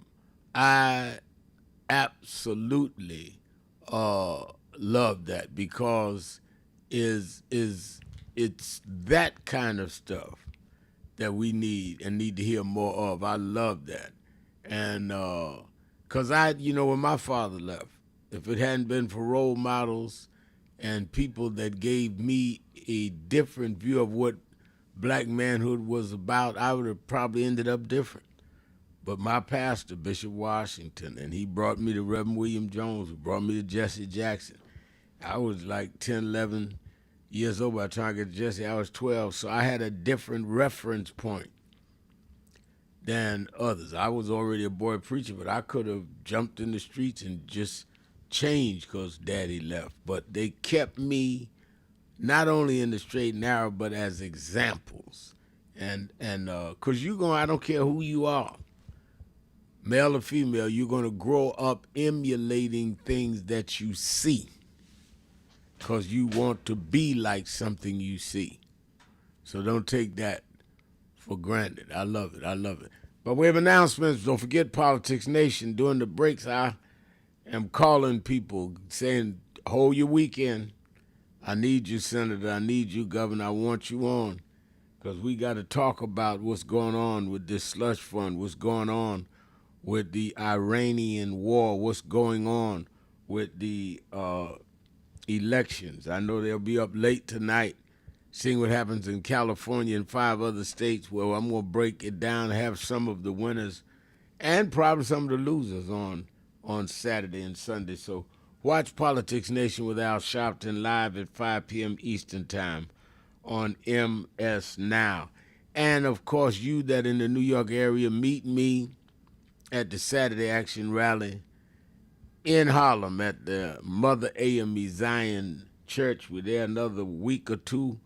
I'm getting reports. Our headquarters is about 85% there. We just getting the certificate of occupation so we can start having our rallies there again. I think the staff is moving in the next day or two. And but be at the rally this Saturday. I'll be there at Mother M.E. Zion, 137th Street and Lenox Avenue in Harlem. And you that are not in the tri-state area, you can watch it live on Impact Television, on nationalactionnetwork.net, or on YouTube/NAN. It was interesting. The guy stopped me last night. I was going into a building for a meeting and said, Rev Al. I said, yeah. He said, I thought that was you. He said, I've been always wanting to meet you. I said, you can meet me any Saturday morning. I'm one of the few guys out here on TV and radio that you can where to meet me. I'm going to be at the rally in Harlem on Saturday. I've flown back from Europe. I've flown back from Africa to make sure I'm at the rally. All right, let's go back to the phones. Don't forget now, start organizing now. This is June 2nd. August 28th, we need to put numbers in Washington saying we won't go back. We need to kick off that last 2 months down to the voting. We need to stand up. They had a huge march, rally, I don't know what they called it, prayer service, something, Billy Graham, son and them with Trump a couple of weeks ago. We need to show up like they did in the 60s, like you did in 2020 when we went there. Make sure you sign up on our website at www.nationalactionnetwork.net and say, I want to be at the march. I can organize a bus, but I need somebody to sponsor it, or I can sponsor it, and I need to know what to do. Be part of it. Yeah, let's make this history on August 28th, Friday, August 28th in Washington. All right, let's go to Sean in Washington, D.C. Sean? Reverend Al. Yes, sir. I think he got the name wrong because it's the name you always remember, brother. Brother Charles from Union Temple Baptist Church, always bringing you love, honor, and respect. Well, So I certainly wrong, know but it's y'all. all right. They wrote it wrong. Well, you know I know you, Brother Charles. Yes, sir. Yes, sir. So let me run this real quick, brother. We got a half-ass apology from the Pope for slavery. Mm-hmm. We don't need apologies. We need a check cut. Mm-hmm. Because last time I checked, Brother Al, the richest church in the nation is the Catholic Church with $11 trillion. And the Catholic Church sanctions slavery, so cut us a check. Now, Reverend, I want to say this to our Jewish brother who calls here every single day, Disco Bill, Rob, or whatever his name is. All due respect, my brother. We see you got a personal vendetta with Bernie Sanders. We don't have a romanticism with Bernie Sanders. We have a romanticism with the platform of Bernie Sanders. That's what we want. We don't care nothing about the man. We want free health care. We want free daycare. We want free housing for those who can't afford it. We want reparations for our struggle in this country. We want free medical care for our people in this country. That's his platform. Now, he wasn't on board with reparations in the beginning with Bernie, but when it was politically expedient, he switched and said, okay, I agree, reparations for black folks. That's what we need our brother Disco to focus on. And Brother Al, I'm going to challenge you, my brother, with all love.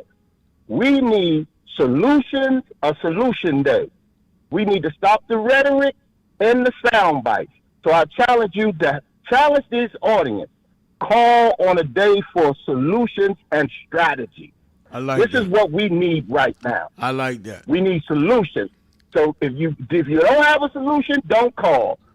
Save your rhetoric and your sound bites, but let's preserve a day for solutions and strategies going forward. So Disco, we need you to start a petition amongst the Jewish community for reparations for black folks, see how many names you get, so we can present those names Now to the Catholic let me Church. give you this, Charles. First of all, I need to double check. I don't think any church has trillions of dollars, but I know they have a lot of. Whoa! I didn't interrupt you. Secondly, I see on the message board, Disco Brian Davis says I'm not Jewish. Thirdly, I think that you are absolutely right, as you always usually are, that we need to have maybe one day a week. We'll start it where we have a solution day. People calling with solutions. I love that. That's a great idea. That's a real good idea. All right. Thank you, Brother Charles. In Union Temple, let me tell you something. Nobody has been better in terms of leadership, in terms of spiritual guidance, in terms of making our theology go back to its roots than Reverend Willie Wilson, who started Union Temple. He's a great man. Let's go to Yessie in Atlanta, Georgia. Yessie, you're keeping it real with Al Sharpton. Keep it real, General Al. I've got one gripe right now, which is along the lines of what the brother just talked about. We can't further divide ourselves. We're doing things. I say the politically minded people are doing things that are to shame people that no longer want to play the game. Like, for instance, at some point, we think the people that stole this land from our ancestors are going to change their mind about it without us saying anything about the true history of some peoples of this nation, of this land. And when we talk about solutions, if we're going to start our relationships that we have to make with each other by shaming people who don't want to participate in the colonizers' antics, because every 2 years, nothing in between takes place for us to build an infrastructure, but we spend every 2 years in the in-between talking about a vote. But we don't talk about getting our educators together so we can educate our children in our own school. We don't talk about getting land from the millions of dollars we generate to purchase places and go and get our homeless people off the street and invite them to be homeless where we are. Because what is being homeless outside of not having an address? And why should there be shame in that when someone has definitely attacked your people financially, economically, educationally, and your people are so divided that they try to shame you if you don't run to that same person and tell them, well, I want you to put this person up here to do the things you've been doing to us, without us having a place to strategize, to educate our young, to grow our food. We can do that right now. We have funds right now. We have money. We have halls right now. No, I agree with you. That's one of the reasons why we just bought the building in Harlem. We're going to do all of that. And I think we need to do that, every group, every organization, every mosque, every church. And I hope what we did is just another example of that. That's exactly right. That's why we own the House of Justice now. And everybody needs to do the same thing. I totally agree with you. Let's take a break. Be right back. Keeping it real. Sharpton. Be right back. Keeping it real.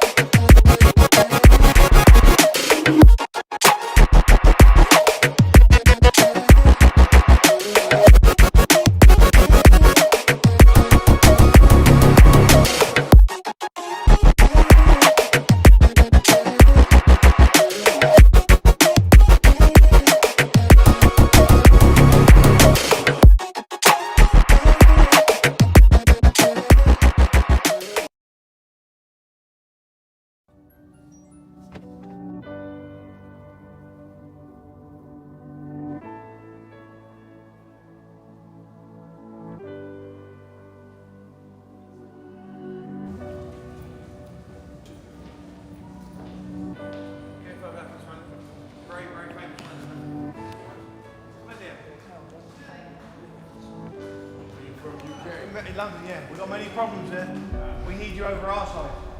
Yeah, you're invited anytime, please. Whenever you want to come. There we go. Guys! What's up, Doc?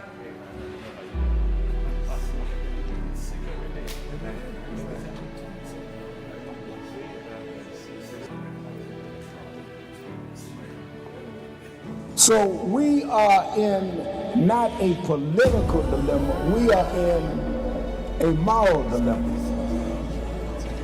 And if the black church does not come with a prophetic voice, then who's going to do it?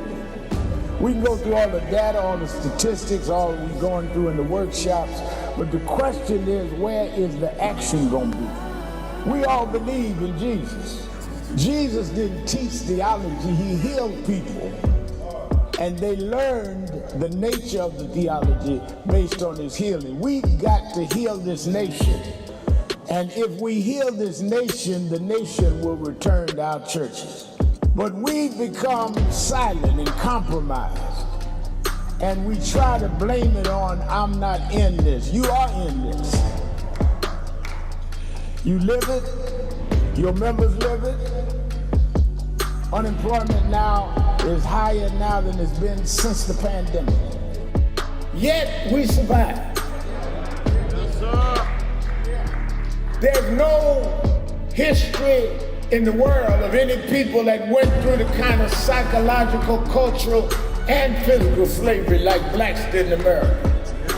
The only reason we're still here is because of our faith. We had no external strength. We had an internal strength. And it was the God that we were taught by our mamas and grandmamas that brought us through. And I don't care who's sitting in the White House, we cannot betray the God that brought us through.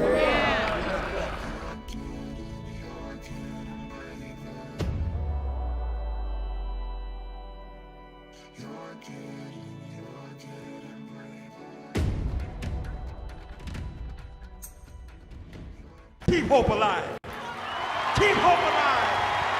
Keep hope alive on tomorrow night and beyond.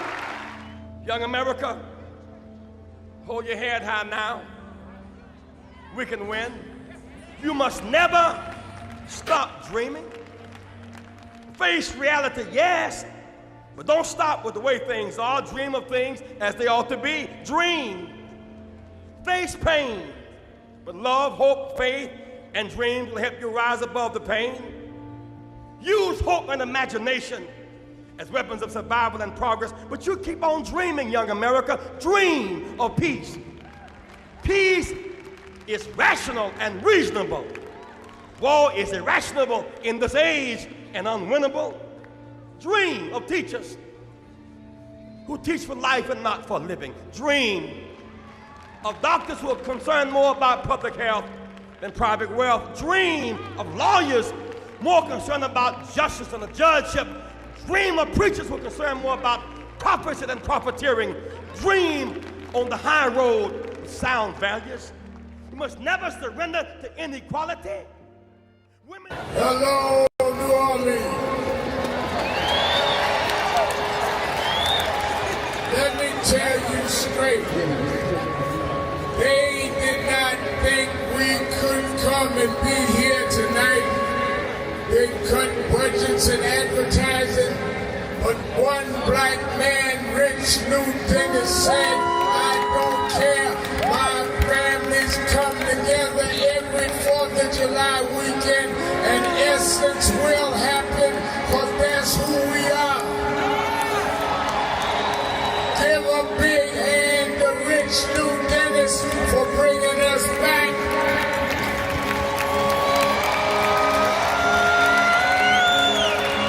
Why do we come? Because the essence of who we are is essential to what made this nation. We built this nation. We made this nation. We created the essential dollars that this nation lives off of. We don't care what bill they pass. We will not back up. We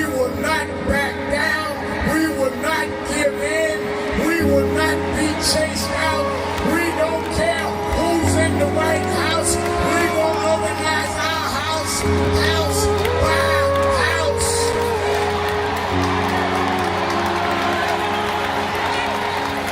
We came over the Middle Passage. We survived slavery. We survived Jim Crow. Don't you give up now. Don't you turn back now. Stand up, black man. Stand up, black woman. Reclaim your dignity. Reclaim your place.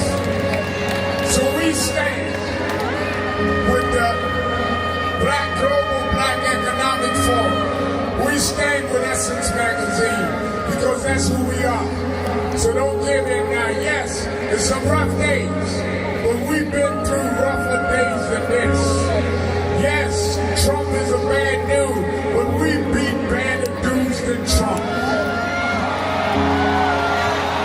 So let's party with a purpose, because our rhythm and our music reminds us who we are.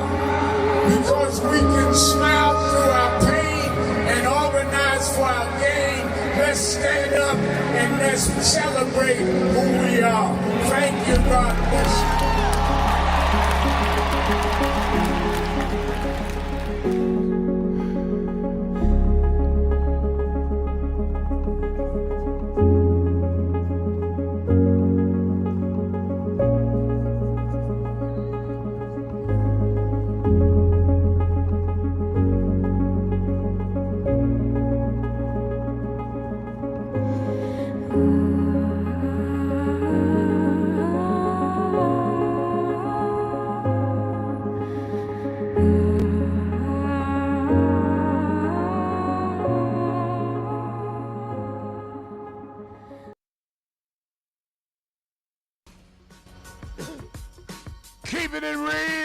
Keeping it real. I'm your host, Reverend Al Sharpton. A lot of phone calls, and I'm going to the phones and the message board. I see OG Kelly saying, I just got through talking to an 18-year-old and a 21-year-old, and both young men listen, and they are going to register to vote. I expressed to them that the midterm election is more important. I think that's what you got to do, OG. That is exactly what you got to do. Talk to these people. Talk to them. And you're going to not get everybody, but you're going to get enough to make a difference. We're joined, as we are every Tuesday for the last hour of the show, by the senior pastor of the First Corinthian Baptist Church in Harlem and member of the National Board of National Action Network, Reverend Dr. Michael A. Walron. How you doing, Reverend? Pretty good, Reverend Sharpton. How are you today? Doing very well. Now, I saw an article, and I said, thank God it's Tuesday, I couldn't wait and talk to you about it. Saw an article on the front page of New York Times this morning about how the white evangelicals in the churches are having this battle between themselves on how to deal with the Trump and Trumpism. And there is some, I guess, disharmony, some kind of tension, even in their own ranks, because of their orthodoxy doesn't match his style of dealing with things. And it said to me, I remember several years ago, we had a ministers' march on Washington you were part of. I think we had about 1,000 ministers we called for and got them, rabbis, others, that we have not had a counterbalance in the black church or among progressive folks of really surfacing a movement. We're going to show a lot of that on August 28th, but that's not a church-based march. That's for everybody. What is the battle in you? I'm putting, want you to put on your scholar hat. What is the battle of American Christendom under Trump as we go into this 250th anniversary? Well, good question, Rev. I'm going to first address this kind of tension and dissension among white evangelicals. So let me say I often say white, right-wing evangelicals or white conservative evangelicals, because what is now happening, I know many white evangelicals, some who went to school with me, even some professors of religion that I know, but they are not right-wing. Evangelical in the sense of the true understanding of how orthodoxy works and what it means for the increase of the kingdom and all of that stuff, but not the kind of right-wing or conservative that is allied with MAGA or political power. What is happening is that many of those white evangelicals are now speaking up more and are challenging many of the white clergy, evangelical clergy, who stand in solidarity with Donald Trump. That is what we're seeing now. I think we're seeing many, and like I said, many who I know who are now becoming more vocal. They're seeing the detriment of these policies. They're seeing the gross hypocrisy of many of their colleagues who stand in solidarity with Trump and at the same time claim to follow Jesus. So that is what's happening. It is kind of and I hate to overuse the word, but it's kind of the beginnings of a kind of internal schism and even possible civil war within that rank, because there are many white evangelicals who do not like how they're being pulled into that larger narrative just because they're evangelical. They're making a distinction. And I think that's what's happening there. I think the larger battle is much the same.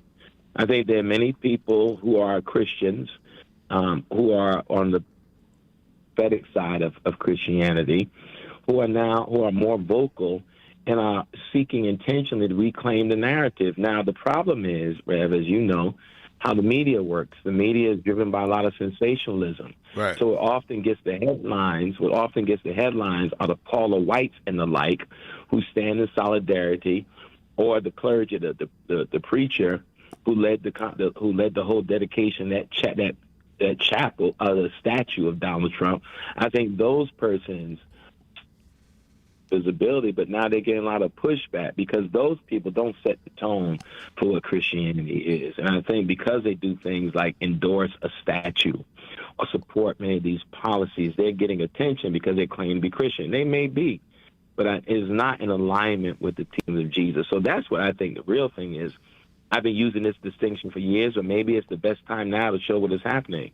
This distinction between people who ally power with Christianity and then those people whose Christianity is of a particular sort that seeks to honor the teachings of Jesus. And it is difficult, as I've been saying for years, to honor the teachings of Jesus and stand in solidarity with this political insanity of Donald Trump and his minions.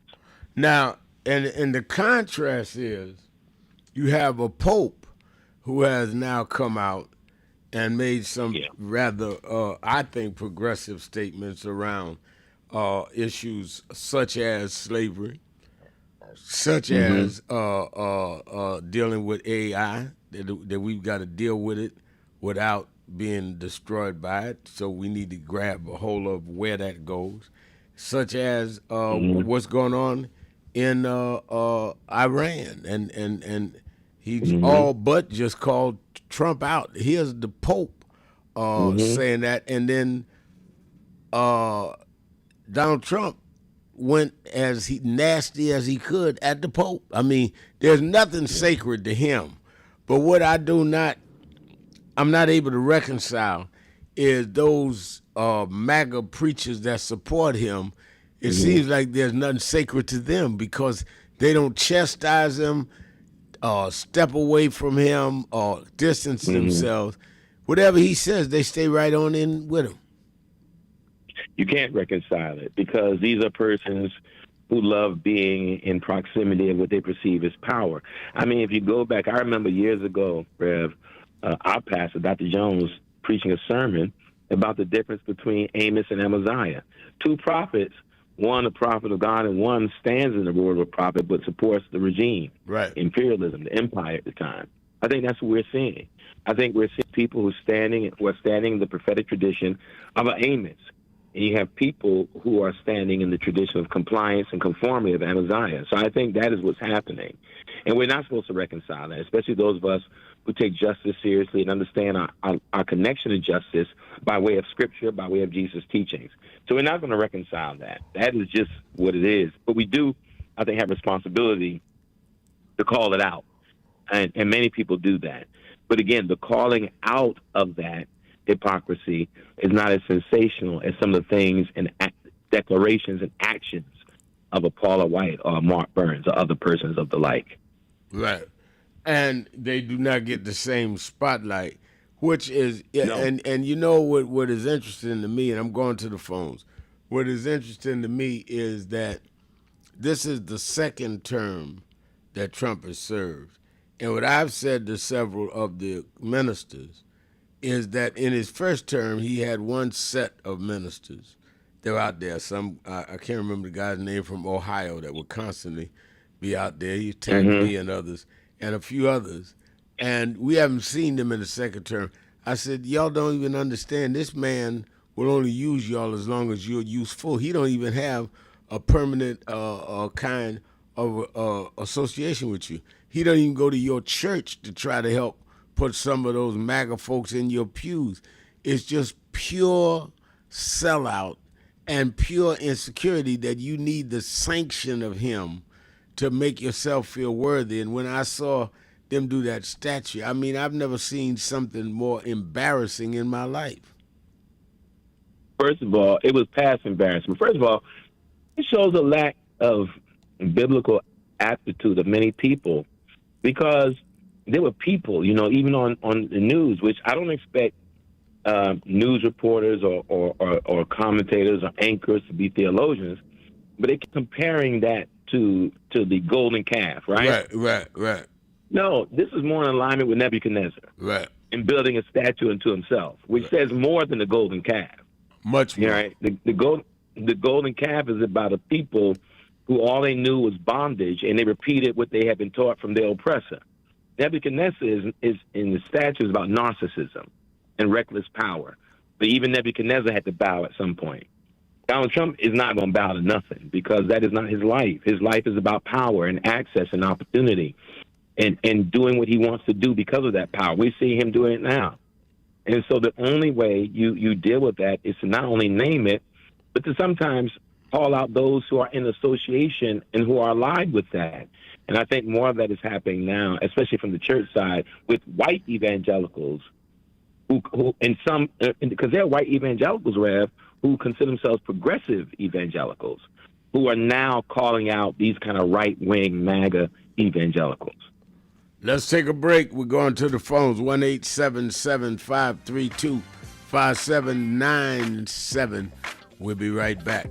Sharpton, Wall Run. Be right back.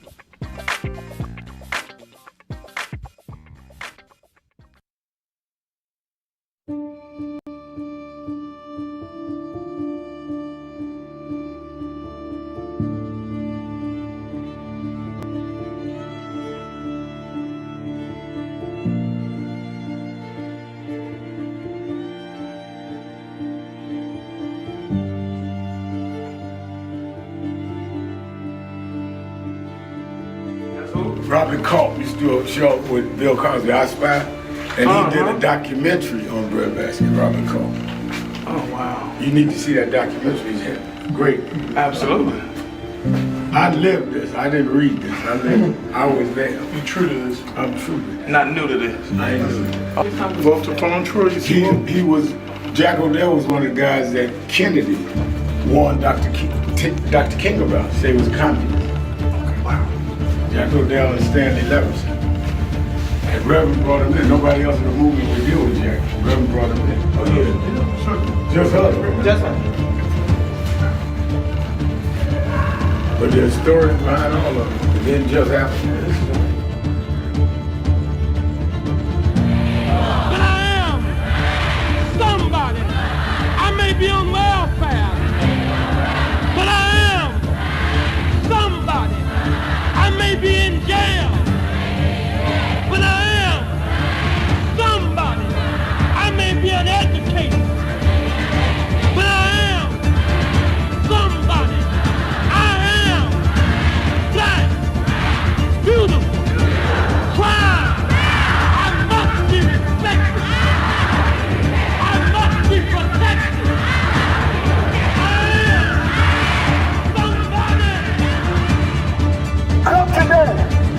I see the Reverend Jesse Jackson is here.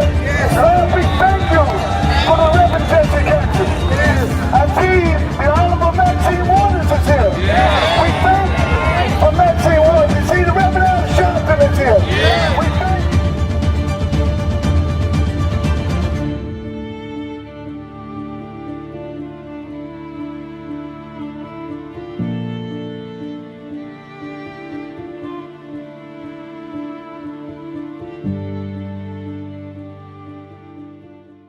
But Reverend, it looks bad now. Look at Iran. Look at what's going on in Minnesota. Look on.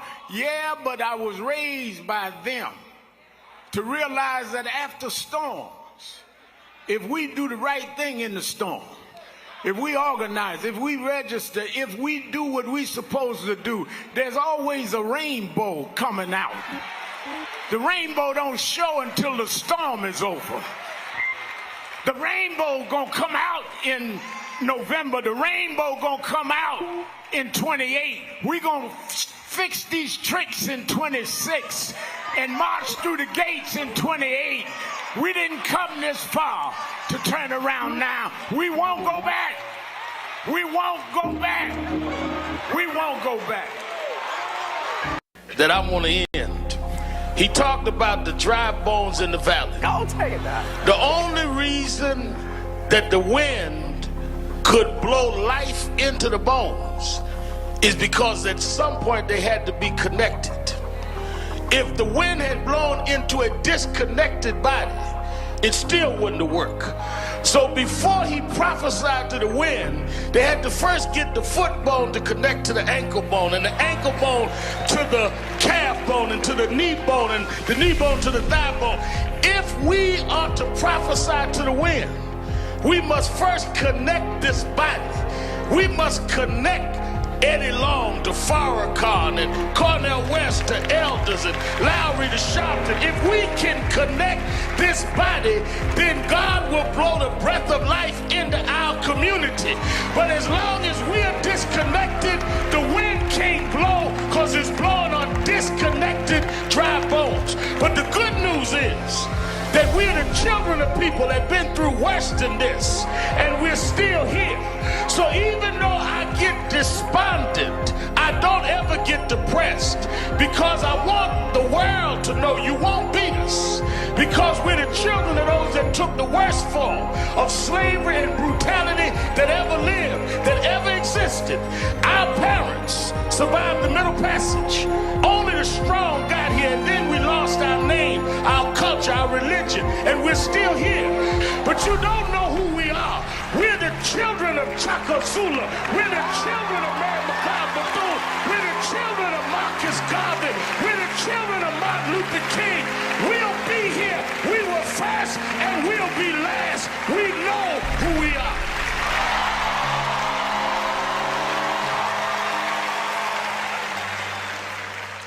Hello, New Orleans.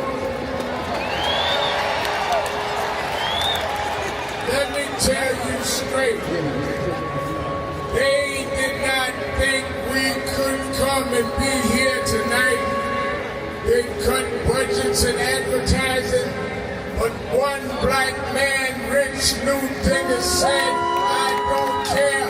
My families come together every 4th of July weekend, and Essence will happen, because that's who we are. Give a big hand to Rich New Dennis for bringing us back.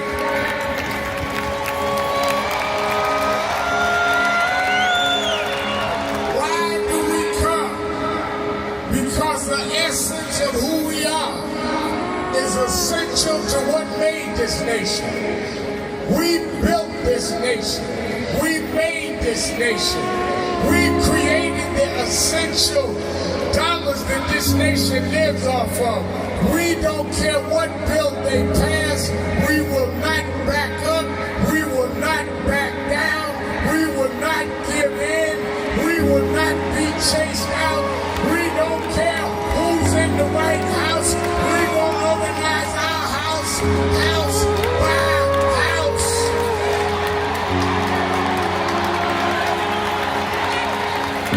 We came over the middle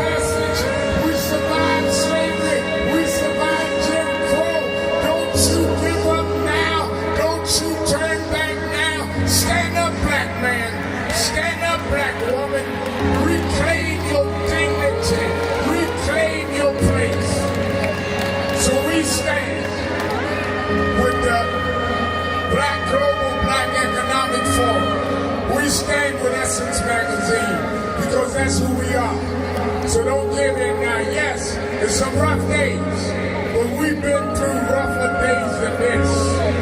Yes, Trump is a bad dude, but we beat badder dudes than Trump. So let's party with a purpose, cause our rhythm and our music reminds us who we are. Because we can smile through our pain and organize for our gain. Let's stand up and let's celebrate who we are. Thank you, God bless you.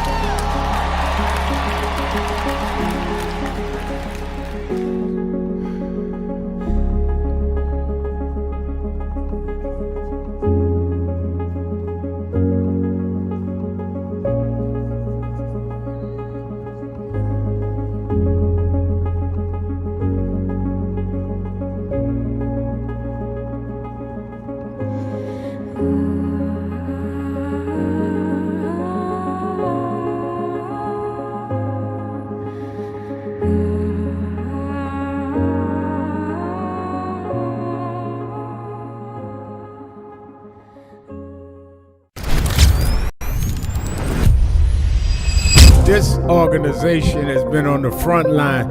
People ask me, why do families call us? Because we never leave them.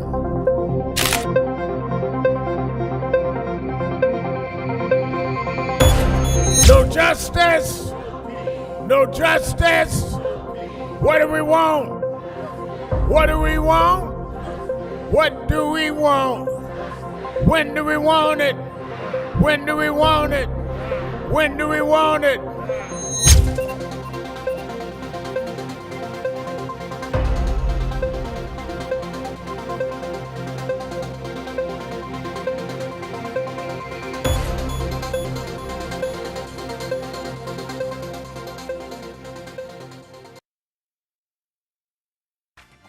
You live, sir.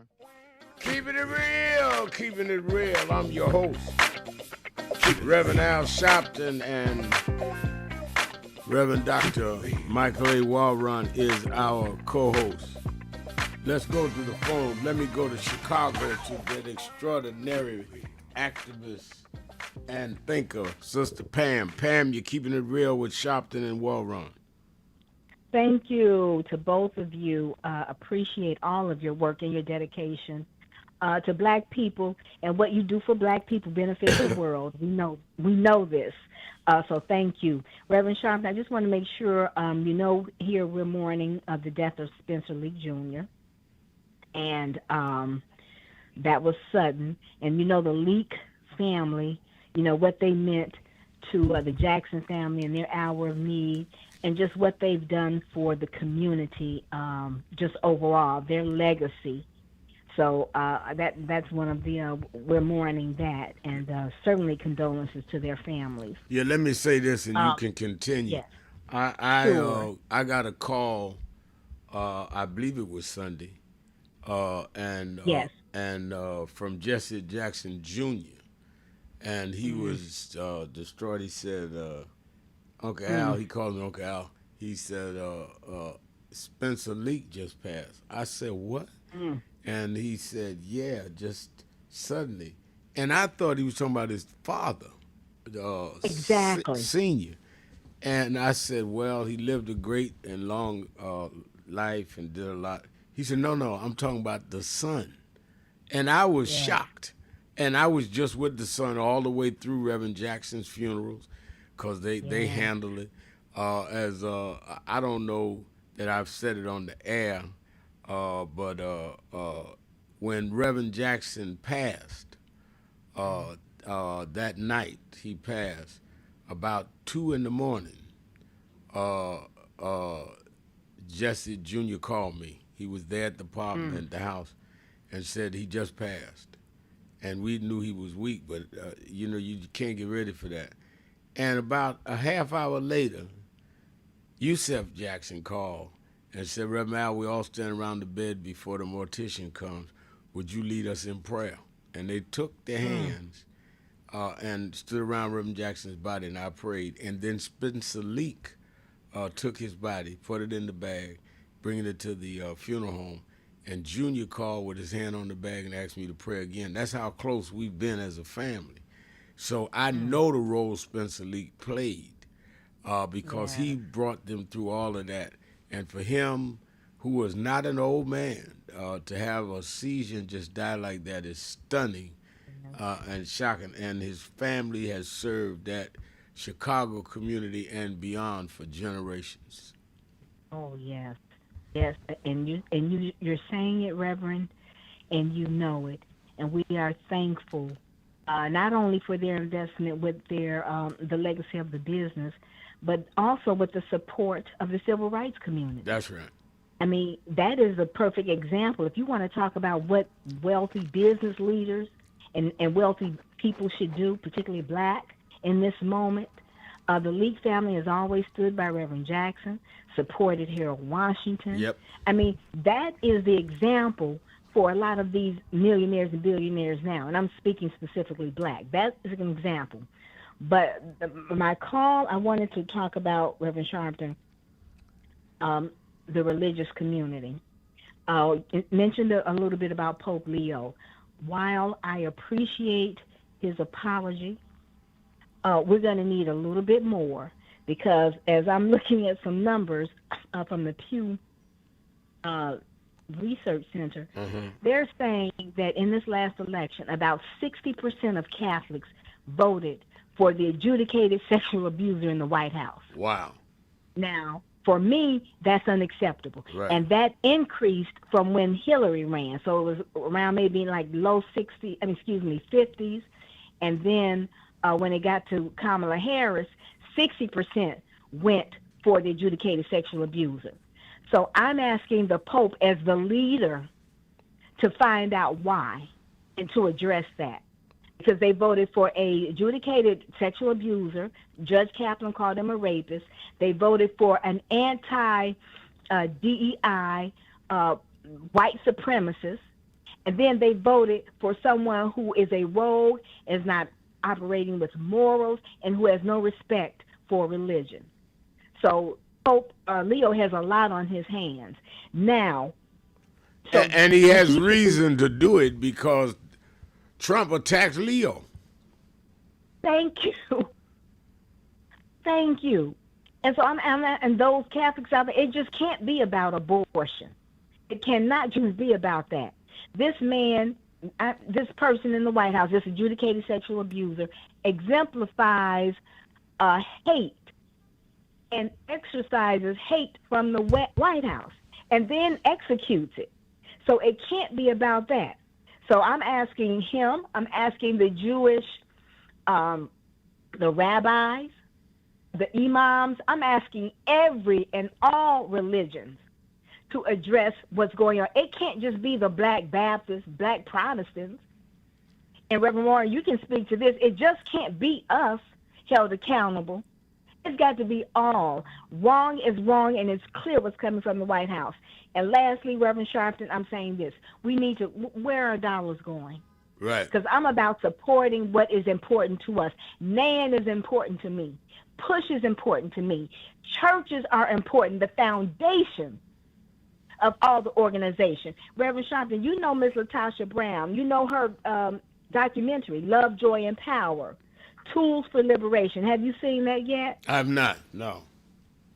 It's powerful. But when they talk about the mobilization, the organization, to get the vote out in 2020 to flip Georgia blue, it is astounding.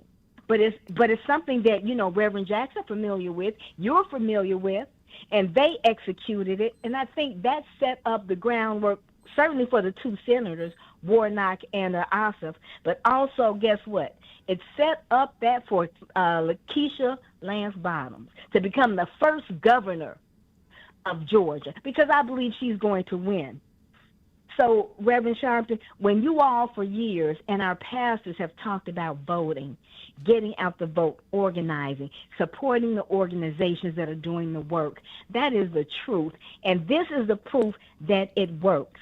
All isn't perfect, but we're certainly better off than when we were. And now they're going to try to take us back to erase every legacy of a Reverend Dr. King, Reverend Jackson you, Reverend Sharpton, Reverend Moore, the work you've done, and not let these white racists win, and their leader is operating from the White House. Yeah.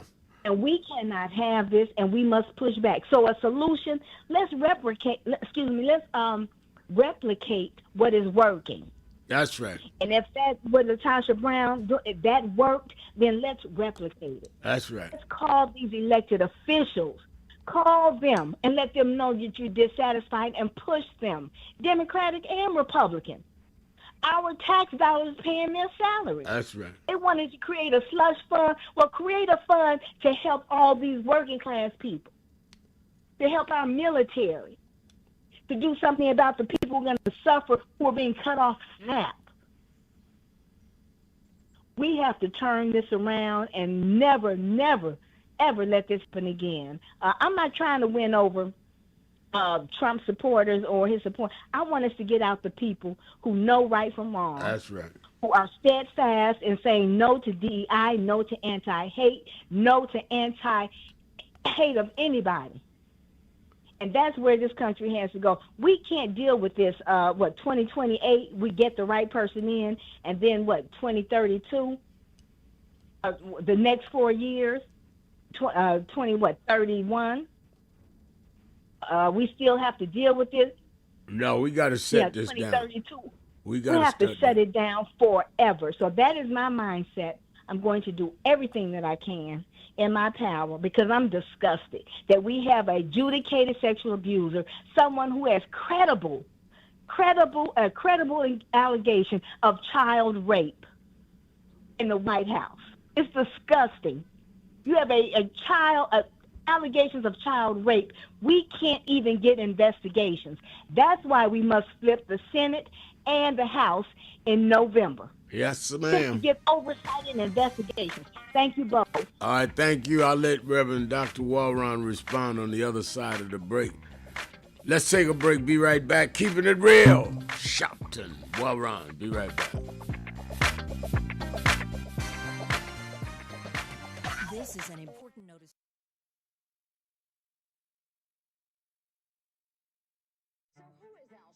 Anyway, who is this 33-year-old preacher without a church? A number of black New Yorkers as well.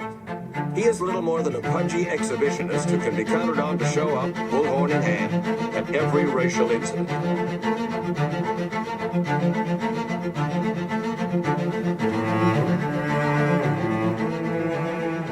I often quote Mark Twain saying, "The two most important moments in life is the moment you are born and the moment you find out why you were born." I had a very troubling conversation the other day that prompted me to do this little video. Young man that I've known a while came to me, and he was crushed. I mean, really crushed, because people were criticizing his work. He's in the ministry, but he's also an actor. And he said he couldn't understand why people were jumping all over, criticizing him, trying to find scandalous and derogatory things about him. And I told him, I said, you know, you're very young. You don't know the road I've traveled. They call me everything but a child of God. A blabbermouth, a loudmouth, too flamboyant, an agitator, a racist, I a race had to baiter. learn. Yeah, right. I was not defined by how others saw me. I was defined by how I saw myself and whether I was being true to myself. Some of you watching this don't like me. And it doesn't matter as long as I know what I'm doing. And I like me for being real. So I'm doing this video to say to you, whoever you are and whatever you do, you may not be in ministry or social justice, none of this stuff, but don't live your life worried about opposition or people that don't like you. You can turn that around. Use me as an example. The same people that call me a scam artist, a con artist, a sellout, or racial hustler and all, I kept going. And the people I respected started respecting and publicly embracing my work. When Coretta Scott King, the widow of Dr. Martin Luther King Jr., had this to say about Al Sharpton. A leader who has protested injustice with a passionate, unrelenting commitment to nonviolent action in the spirit and tradition of Martin Luther King Jr. And I am talking about your leader, our leader, the Reverend Al Sharpton. The other thing that hasn't changed is the National Action Network's commitment to fight injustice and inequality here in New York City and across America. And that's not only a testament to Reverend Sharpton, it's a testament to all of you who are here tonight. First and foremost, to Reverend Sharpton. I saw him when he first came on the scene, and I have marveled at his tenacity, at the development of his intellect, and his devotion to our movement, and much he has contributed to the world we are experiencing. I am honored, and I must say that when I had my debate with Dr. King on the issue of the church and religion, he didn't warn me that after his departure, his space would be filled by another preacher, and that preacher would be Al Sharpton. All you want in life is people that matter to you to say you did all right. And more important, that you can look in the mirror and say you did all right. Thank you, Rev. Thanks for that introduction. Look, we've known each other for a long time. I'm grateful not only for your leadership and partnership, but quite frankly, more importantly, for your friendship. And thanks to all of you, members of our nation's most important civil rights organization. You have been, over all of your years, such an extraordinary leader. You are a voice of truth, a voice of conscience, a voice of practicality around what we must address and what we can do. And I thank you so much for your friendship. I remember that most of the youth around Al's age, he was about 12, wanted to be like Connie Hawkins, a great basketball player, legend, or Earl the Pearl, or Clyde Frazier. Al wanted to be like Adam Powell, a powerful preacher with a social justice gospel. He was very close to, at that time, to Reverend William Augustus Jones, powerful preacher and social justice advocate, and Reverend Gardner Taylor State right down the street, and Bishop Washington, whose church he came from, and Reverend Sandy Ray. He wanted to be like these giant preachers. He wanted them to have the edge, however, of the King's social justice dimension. He wanted to be like them, now he's one of them. Perhaps taller than most of them because of the risks he has taken and the reward God has given him with his gift. I remember so well that I first escorted him to jail. He was around 13 years old with the jail fighting the ANP. He was in the lineage of our struggle. He grew up in it. We didn't just see him on TV one night. He didn't happen. He came bottom up, not top down.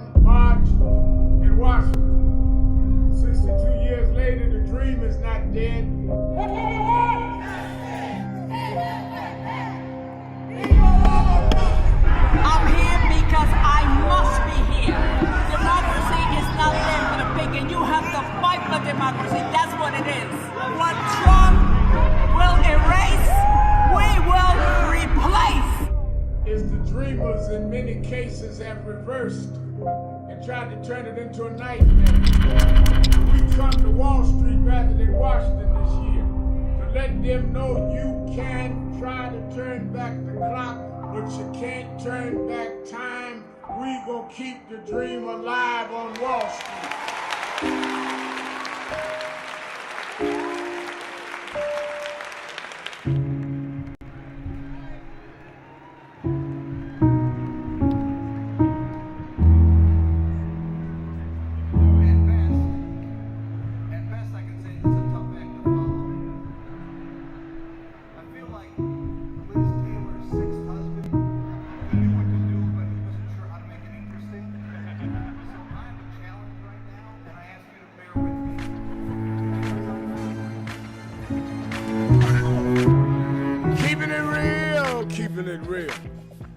I'm your host, Reverend Al Sharpton, and we're back.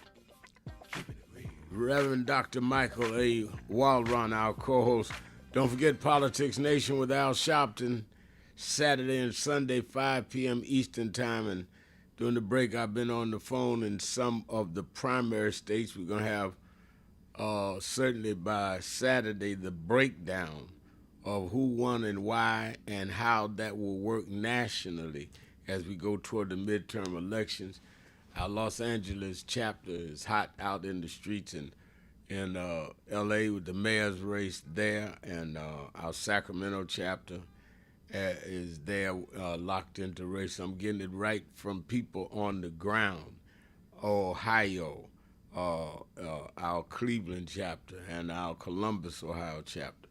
So we're going to have a lot of what the elections mean Saturday and Sunday and where we need to go from there. We're also going to deal with the fact that in the Defense Department that Hegseth tries to rename the War Department, they will not promote blacks and women, and what we need to do about it as we go toward this 250th anniversary with an open, bigoted administration. So watch Politics Nation both Saturday and Sunday, and again, I get the ratings on Tuesday. We thank you all for supporting the show over the last weekend. Had Congressman Clyburn on Saturday night as our first guest, and then the governor of New Jersey on the Delaney Center was our first guest on Sunday night, along with Reverend Steffi Bartley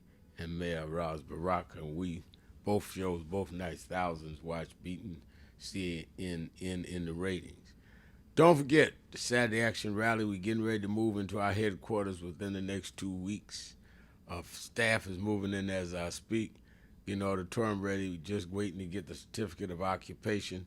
So meet me at the Mother AME Zion Church Saturday morning at 9 o'clock. Mother AME Zion is 137th Street and Lenox Avenue, Historic Church of Frederick Douglass, Paul Robeson. And we thank them for giving us a transitional home until we got our own folks' headquarters ready. And we are in it. We just need to get all of the paperwork done.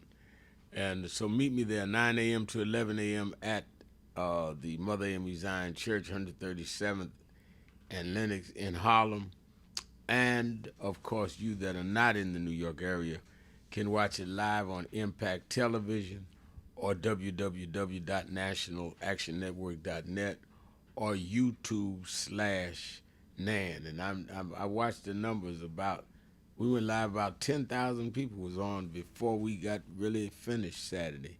And that's big numbers for a civil rights group. Don't forget, August 28th, we're going to Washington by the thousands. We're not going there just to commemorate. That's the day that Dr. King did I Have a Dream. We're going there to continue to dream. Join Martin Luther King III and Andre Waters King and myself and others leading that march to deal with today.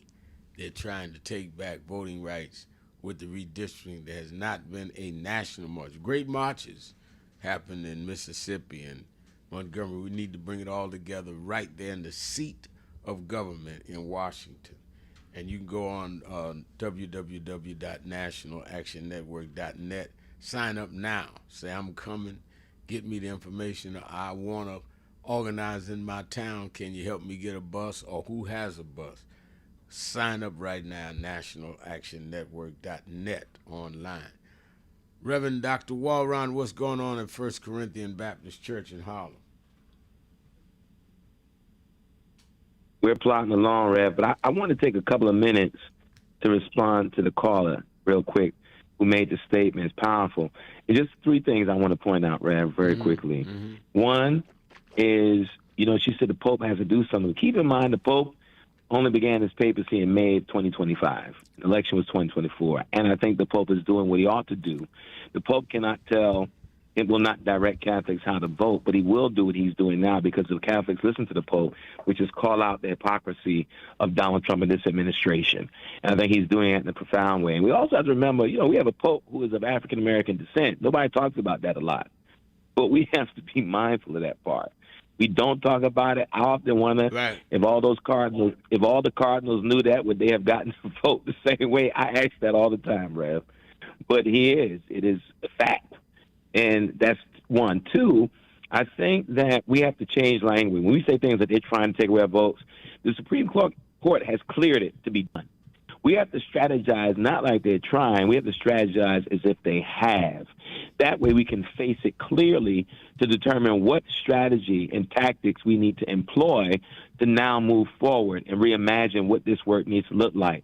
I want to throw something out lastly, Rev, is that in the United States right now, 28 of the state legislatures are totally controlled by Republicans. Right now, 28. But, of course, you can guess the majority of those are in the South, deep South. Right. This is why the Supreme Court can push it back to the states, because now the determination around voting and the laws around voting are what? States' rights. Right. You have 28 states that are totally Republican. The Republicans control the state house. I think we need to be mindful. Here's what I mean when I say things strategically. There's a goal they have. Their goal is to not, and that's why you see what the Supreme Court has done. The goal is to get to 34 state legislatures, Rev. Because if you get to 34 state houses, then those states can call for an Article 5 constitutional convention. That's right. Which then means that you don't need Congress. Those states can call the convention, the constitutional convention, to make amendments to the Constitution. They have 28 right now. They're pushing to 34, Rev. We need to be mindful of that. So these state races are critical. We all get caught up in the federal, who's president, but the state races right now are where the fight has to be to stop from getting to that 34 number. Those are one of the things and that's what I mean by thinking strategically. Understanding those states where Democrats have an opportunity to keep it the way it is now or flip it back or make it Democratic. We have to pay attention to that and develop strategy to stop that. Because if you get an Article 5 convention, those states that are the majority help set the tone for an amendment to the Constitution. And all they need is 34 states. And those 34 states, 28. Yeah, and they're at 6. There's 6 more states they need than the whole what they have. That's why this election is more critical than people think. And I think that we are that close to them going back and nullifying what elections all about, rights all about, all of that. If they can, and they're doing it from the bottom up, taking states' legislatures. We're focused at the top. Donald Trump's a shiny object, and we're not looking at the state legislatures, and that's where it'll come from. You're exactly right. Absolutely. Let me see if I can get the sage of the South in here before we have to go. Jihad, Brother Jihad. Hey, that was brilliant. That is brilliant, Reverend Walron. And I thank you very much for bringing that attention to us. You know, Reverend Sharpton, I also think that they made a mistake with this $1,776,000,000. I think that number. I think I heard a brother explaining that to you the other day. The significance of that number, 1776, and I really think they made a mistake, and that's why they're backing off, because now it appears that some fraud was involved with the IRS. So to try to quell that particular part of the investigation that's coming up, that's why they kind of like retreating right now. You know, I think they made a serious mistake, and they're trying to back off of it. And as far as the church and mosque and the religious community is concerned, I commend us for getting involved from the political perspective, and it's definitely necessary. But I think one of our major responsibility has been to guide and direct the morality of our people. And I think many of the issues that we have can be found within the moral behavior and the moral code that our people have accepted, especially from the hip-hop industry, the negative hip-hop industry, the music and the culture. I think that was part of our responsibility also as religious people, was to keep our people, for the most part, morally intact, or at least challenge the corrupt morality that was being spread by these same people who wanted to weaken us and not put these other issues on us that won't allow us to address some of these more serious issues. But I think morality has to be also re-emphasized in the church, in the mosque, in the family, in the home, and et cetera. And I think that if we just look at a lot of the issues we have is because of our moral conduct and behavior. Thanks a lot, Reverend Al. All right, thank you. On our message board, I see the mayor, Rodney Jones, is saying we need to get over Crockett's loss and get behind Tallarico to beat Paxton. Tallarico had a packed crowd at a rally in Paxton's home county. Interesting. James Thomas is saying right now, if I was the Dems, I would be blaming Republicans and Trump for the outbreak of Ebola, because when Obama was in power, Republicans were blaming him left and right. I think that whether you want to blame or not, we definitely need to deal with Ebola. I've been to Rwanda, I've been to Sudan, I've been to the areas impacted by this, and this is devastating, and the world is not putting the emphasis on it that it should. One, because they're African, but two, because it will spread. It will not be contained unless there is world effort behind this. And I thank you for bringing that issue up.